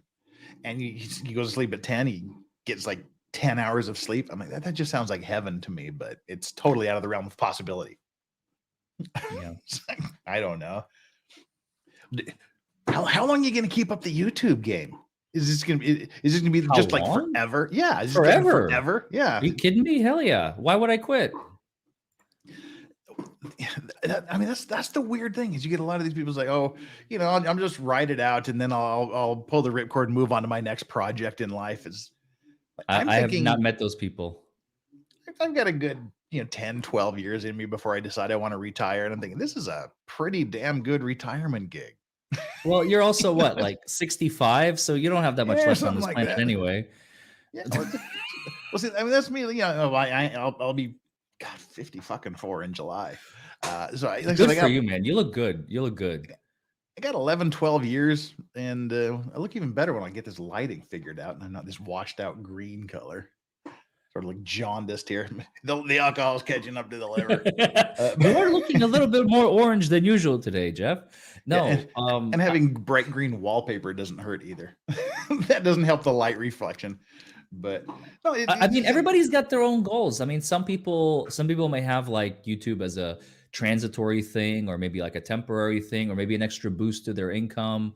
Like I said, I started doing it because it was just fun for me to. And don't forget, like it was also two birds, one stone for me, because I was showcasing like all my legal work, right? Yeah.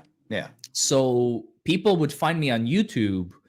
And I'll never forget, there was one day, one magical day when I first started this thing, and I had maybe like 5,000 subscribers, maybe less. I don't remember.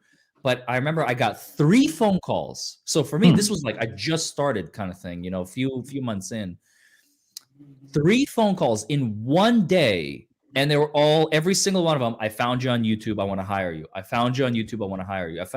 I guess maybe I posted a video that went viral or something, like my version of viral, which was like 10,000 views or something in one day. I don't know. I can't remember, but I will never forget that day. And I was like, holy crap, this actually works. And it was an unintended consequence. It wasn't like, oh, I'm going to use this. It was like, oh my God, this is actually, this is double dipping here. So for me, it was a win-win without realizing it. And then I started doing it intentionally because I'm like, fuck, this is working. Why wouldn't I do this? You know what I mean?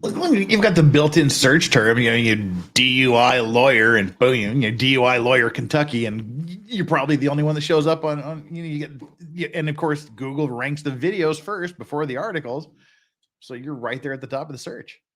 It's quite possible. I don't know. I don't know anymore. Locked in for now. Until I do the next thing. I have a feeling that I'm not going to be in law forever. I don't know. It's just a feeling I get. That's why you need to build the firm, and then you're the emeritus guy that owns the firm, and you just collect the checks from the people that work under you. Well, I now have, I have 3 hats, like 3 of my big hats that I wear. So I'm the CEO / managing partner / owner of my law firm, Foreman and Associates. I don't have any partners. It's just me at the top, and then everybody, trickles down. My second hat that I started wearing about 4 years ago is YouTube. Manager, producer, showman, whatever the fuck. And my third hat, which I only started wearing about a year ago, September of last year, is real estate, not developer, not investor. I guess, well, it is real estate investor in a way. Because I bought my building where we moved in, my entire office moved in, and I have a few tenants up on the 3rd floor. So I collect rent, which is not a lot. I wish I could fill up the space. I just don't have tenants for that yet. But I collect a little bit of rent, which is good. And now I'm looking, actually as of yesterday, so this is brand new. I'm looking for a property in Florida. Somewhere in like the 2 million range. Not too much, not too little over that. Like 1.95 is good. I've seen a couple properties for 1.75. Like housing or business properties? Housing. Okay. And I want to have it as like a rental property to rent it out to people. So I'll probably need to hire a property manager and all that. But also for me, because I like to vacation in Florida, and it would be really nice to have like a house to come down to without having to rent an Airbnb and stuff like that. Yeah.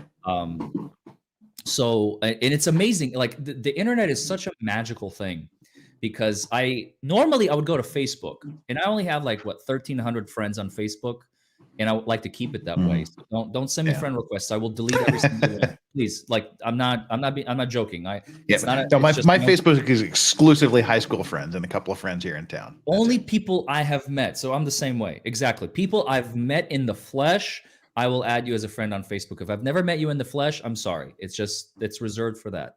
That's why I only have like 1,300. And I used to appeal to them and I'd be like, hey, does anybody? And I'm like, wait a minute. I have literally the internet at my fingertips. I have Twitter. Why don't I try that? And I posted that, and within minutes, literally within minutes, I already have like a dozen realtors lined up, and a bunch of people sent me like houses. Wow. Like actual houses. Like, what about this one? This one's available. This one's for sale. This one's on the market.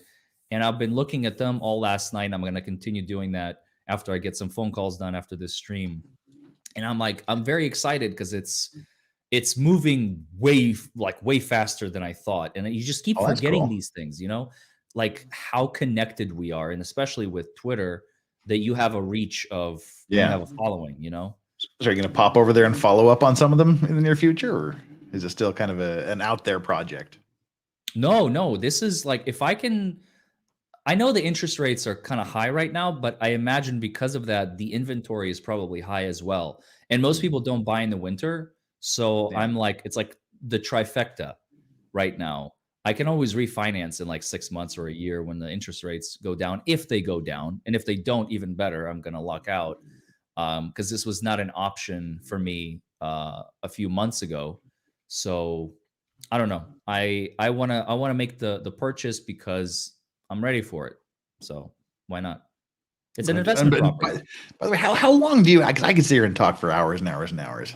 I've had 2-hour streams go 8 hours before. It's because I just talk, and I love talking to people and I love hearing stories from people. So I don't know how much time you have, but I got all the time in the world. I'll do another 5 minutes with you. How about that? It's almost 10 a.m. All right, that's quick. Well, let's burn through these super chats. Someone may deal with you here. Larry, thanks for the delightful clip. You're welcome.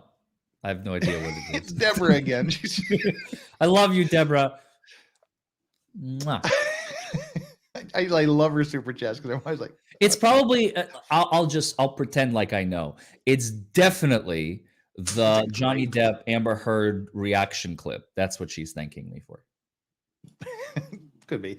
Legendary Racing. We don't have to ask Vices how much you drank. We saw it on stream. Yeah, just like once a month, I do a $100 shot grift stream, and I just recover for the next 2 days, and then I take a week off and heal. Hello, Kitty. I voluntarily quit drinking almost 2 years ago, and it sounds very similar to my experience. Love sober life. Nice. Good for you. Good. Yeah. And here for the truth, KY Law Firm. Kinky. Like KY Jelly. Yeah. There's got to be a product in here. There's got to be like a jam or a jelly manufacturer somewhere that's running with that in Kentucky somewhere. Or the KY Jelly Farm, Alan Walsh, there's someone behind your drapes, Legal Vices. Oh no, that's just where it sits on the floor. Those aren't shoes poking out under there. Glitter fart. Oh, I thought they were talking about your nutsack. Sorry. Oh God, yeah. Well, I hope not. Because of the you saw the Vic Magana scandal the other day. Apparently, he was on Simpcast with a bunch of girls, and the camera dropped, and he was like, "We're just wearing underwear." So I just make sure I'm at least wearing shorts. We don't need that to happen. Oh, like when you stand up on camera and not realizing. Yeah. Wait, that was a while ago. That was like COVID, wasn't it? Or what am I thinking of? That was that reporter that stood up. Oh, yeah. No, this was just one of the online YouTube things that happened a couple of days ago. Gotcha. Yeah. That's why your mother always said, wear pants when you're streaming. Yeah. You never know. Aspen Fallen says sunk cost fallacy in action. Your exclusion of non-paying people. Those are costs you'll. And I mean, thinking that, yeah, like I'm not talking to 75% of the people. Yeah. But look, I'm running a business here, not a charity. So I'm sorry. I have to pick my battles, Yeah, exactly. You're absolutely right. Yeah. And I mean, that's always a tough conversation to have with clients too. When you just have to look at them and go, look, me doing this for free, it means I don't get what my hourly wage from someone else who could be in this time slot right now. But like I said, it's a business. Yeah. And if, there's legal aid. I always thought like one day I remember I had a plan. I was like, well, if I ever like win the lottery, or I don't know, my YouTube explodes to where I'm like making so much that it overshadows my law firm income and I don't need it anymore. And I can just start giving services to people for free. Like that would be the dream. And then somebody, I forget who it was like, are you sure about that, Larry? And I go, what do you mean? They go, well, think about it.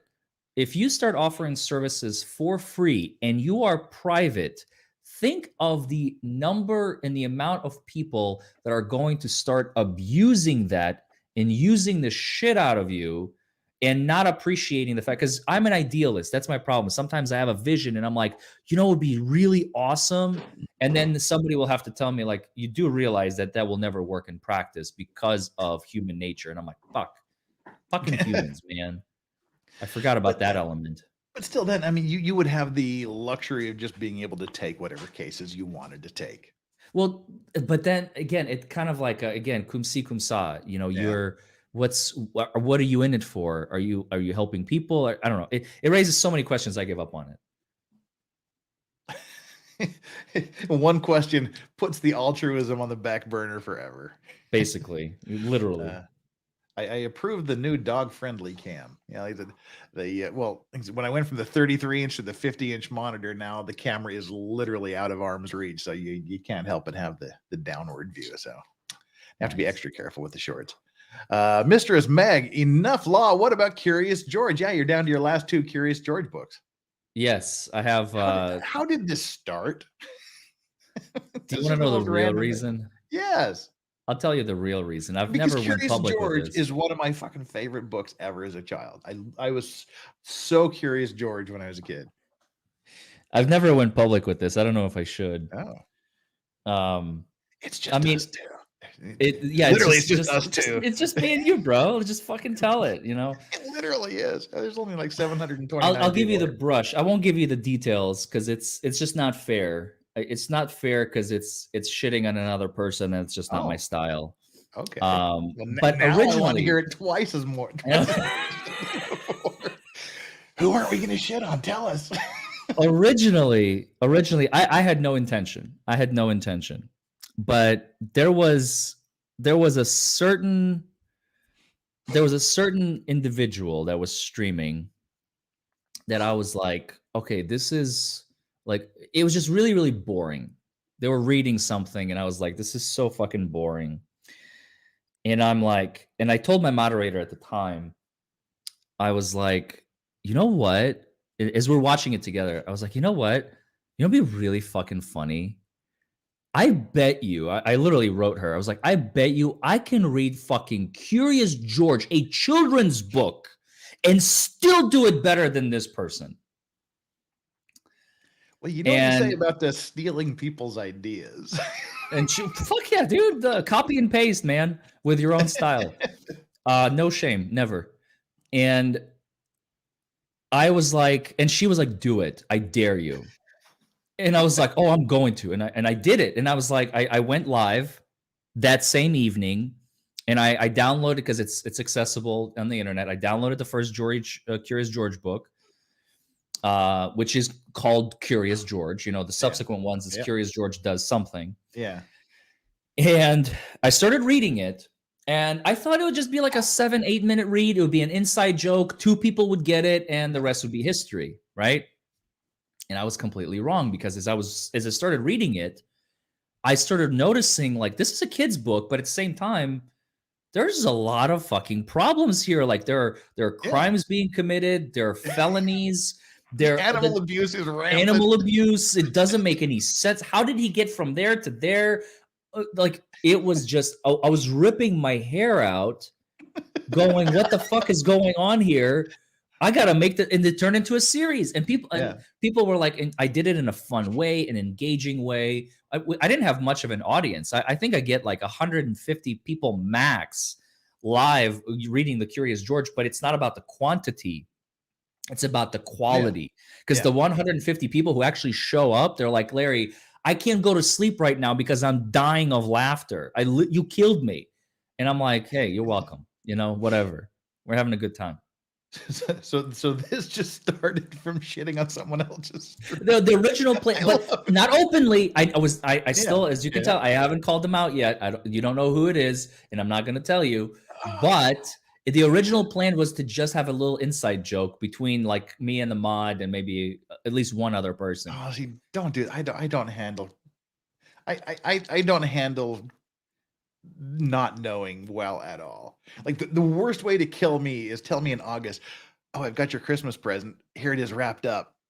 I'm useless for the next 4 months. And you say you don't like drama, you lying sack of shit. Yeah, I hate not knowing things.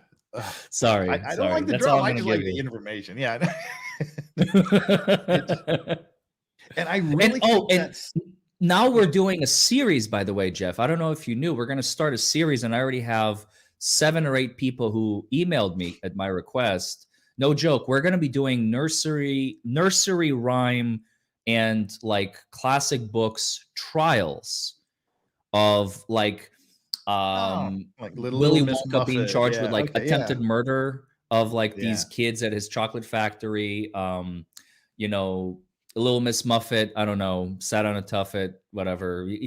All of them are going to go back, and we're going to like put these people on like these fake trials, these mock trials, and we're going to have 4 people in each stream. We're going to have a prosecutor, a defense attorney, a judge, and a witness, and then the chat is going to be the jury. So I heard you doing. I didn't know it was tied to stories though. Yep, Oh, that's cool. exactly what we're going to do. I Should be like fun. that. Yeah, that'll be great. I so want in on Wizard of Oz because that's my favorite book and movie of all time. And there's a great. I don't. Have you seen the TV guide review of Wizard of Oz? The description of Wizard of Oz is one of my favorites ever.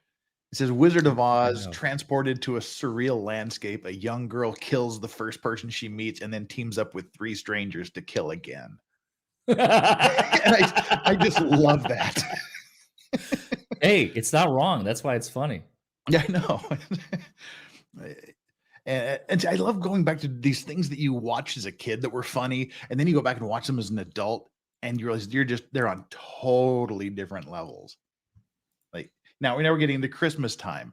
We've got the old George Bailey trying to keep the bank open. That show, It's a Wonderful Life, has some of the most incredible sexual innuendos and things that you just didn't get as a kid, and you're even surprised they were happening back in the 50s when the movie came out. I love rewatching these old things through new eyes, and I think that's a fascinating idea. So if you ever need a player, let me know. I'm game. Oh yeah, the Pooh Bear horror film. Have you seen that coming out? The new Winnie the Pooh horror film. Oh God, what? That's terrifying. They're going to ruin Winnie the Pooh for so many children. It's a live action thing. The premise is Christopher Robin grew up, went to college, forgot about Pooh and Piglet, and they went feral and started killing people. Oh God. It's called Winnie the Pooh Blood and Honey. Oh my God. Great title though. Yeah, but it's just like cheap shit actors wearing masks and things, but they're like drowning people in pools, and it's gonna be awesome. Let's do you have any more super chats if we can finish those up right before I go? Let's see. We have 3 here, and only one of them deals with you, but we'll do that last just to keep you on here for a couple minutes because I know you woke up way earlier than like I. Damn you kids, get off my lawn, legal vices. Pants or prison? I prefer kilts. Thank you very much for that, Fondian. Yeah, I would like to be in a socially acceptable environment where I could wear a kilt because I feel jealous of women that wear dresses in the summer here in this. Well, you're in Kentucky. These hot, humid, fucking Korean summers, just cotton pants are just hell. Larry, do Home Alone scream. Thanks for being here. What's that? You know, the little Macaulay Culkin thing, I guess. That, yeah. But if you do it quietly. Yeah, I want to do the silent version. The one that's even better on the thumbnail. And I think DUI is thinking of Lubin Tubin from CNN. Oh yeah, Jeffrey Tubin, he's doing his little jerk off session on a Zoom conference. Wait, no. I'm thinking, okay, there was this one reporter and they went viral, and it was anybody who wants to tell me it wasn't fucking staged, you're lying to yourselves. Okay. It Oh yeah, I know was the one you're talking about. We're like, during oh the my God, no, don't do that. Oh, turn off your camera. Yes, Yeah, yes, because like he was doing a thing, right? He was like on Zoom, and then I guess like he finished this segment and he didn't turn off his camera, and he like stood up and he was just in like boxer briefs. Like they looked like shorts, first of all, if I remember correctly. It was not like his dick like hanging off on one end and like a little bit of his balls like dangling on the other side. No, it was just it was just like he was wearing shorts basically, and it was like they wanted attention, and it went viral because like, oh my God, reporter stands up in his underwear. Like they wanted to be the first ones, and they did it. And I don't know, it just gave them views. Yeah, I guess if you gotta grift that way, it's that's why just be authentic. And people that made fun of that probably made a ton more money and got a ton more views than they did pulling the stunt initially at the end of the day. Yeah. Well, we've taken you like really early in the morning out of bed, got you over 2 hours. Like I said, I could just go forever because it's only midnight here, so I got nothing. I got 3 more hours to kill at least, so I can probably just go break. I've literally been answering emails while we're talking, so you're good. I'm like, there's no fires to put out yet, but there's definitely calls to be made. So I thank you for having me. Yeah, it was good to catch up again. We need to do this again soon. And if you do this, let me know. Don't forget to subscribe to this ugly motherfucker. See, I don't feel bad because after 8 months, I still haven't figured out this reverse camera. See, shit. I am used to doing this than me. because usually they're on my other side. I'm the guest now, so I have to do it the other way. Now we gotta ask one more question. What are you wearing on your wrist? That's what Rolex you got? Oh, it's the hold on, I have to read it. It's the Oyster Perpetual Date Just with rose gold. Here, I'll show you. Wow, that is that's a nice one. God, that's a gorgeous watch.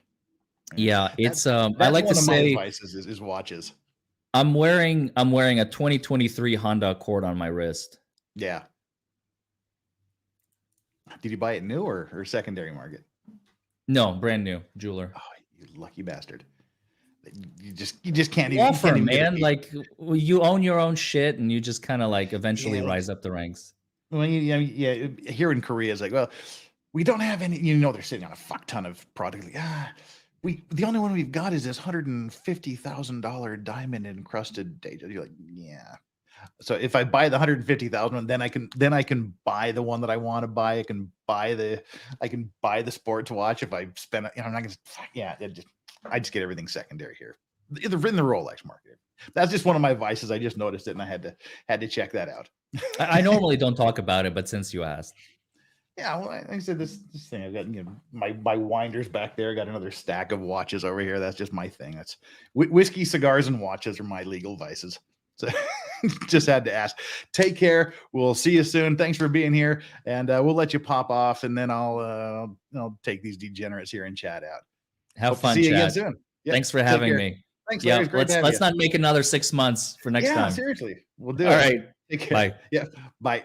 And that was Larry, the DUI guy. Thank you so much, Larry. Super for you to be here. And again, I greatly appreciate waking up early and taking time out of his schedule here for me, for little old me, because he was one of the guys that got me started in this. It was Legal Mindset that originally talked me into doing this. Nick was the first person that had me on his channel, and few times after that Legal Bite, she had me on her stream a couple times for the Depp trial, and then it was mostly Nick. It was me and Nick Bronca in Legal Mindset doing the Johnny Depp trial, and DUI guy was the first guest other than Legal Mindset that I had on my channel. So he had a special place in the history of legal vices, and that's why we had him on, because he said Fair and Balanced was on his channel, and then he was on Nick's. I thought, I haven't talked to him in a while. We need to reconnect and get back to do things. So there we go. Guys, I guess we're done with the chat here. That's kind of the end of the show. Tomorrow is Wednesday. We'll be definitely doing some University of Idaho updates. There's been some interesting updates and some interesting developments there. We'll probably be doing a couple of other news stories to mix and match in there. Then Thursday, we will be doing the O.J. Simpson trial as usual. Mark Furman may be back. We may be seeing Mark Furman again next Thursday. Well, this Thursday. So Thursday, Mark Furman will be back to take the stand, being called by the defense and other witnesses with the audio tapes. That's where we're going to be on Thursday. So you don't want to miss that. Friday, kind of putting something together, kind of a not. Those of you that saw last Friday was a huge rant. That was a rant session and a half. That was essentially just me yelling in the microphone for over 5 hours.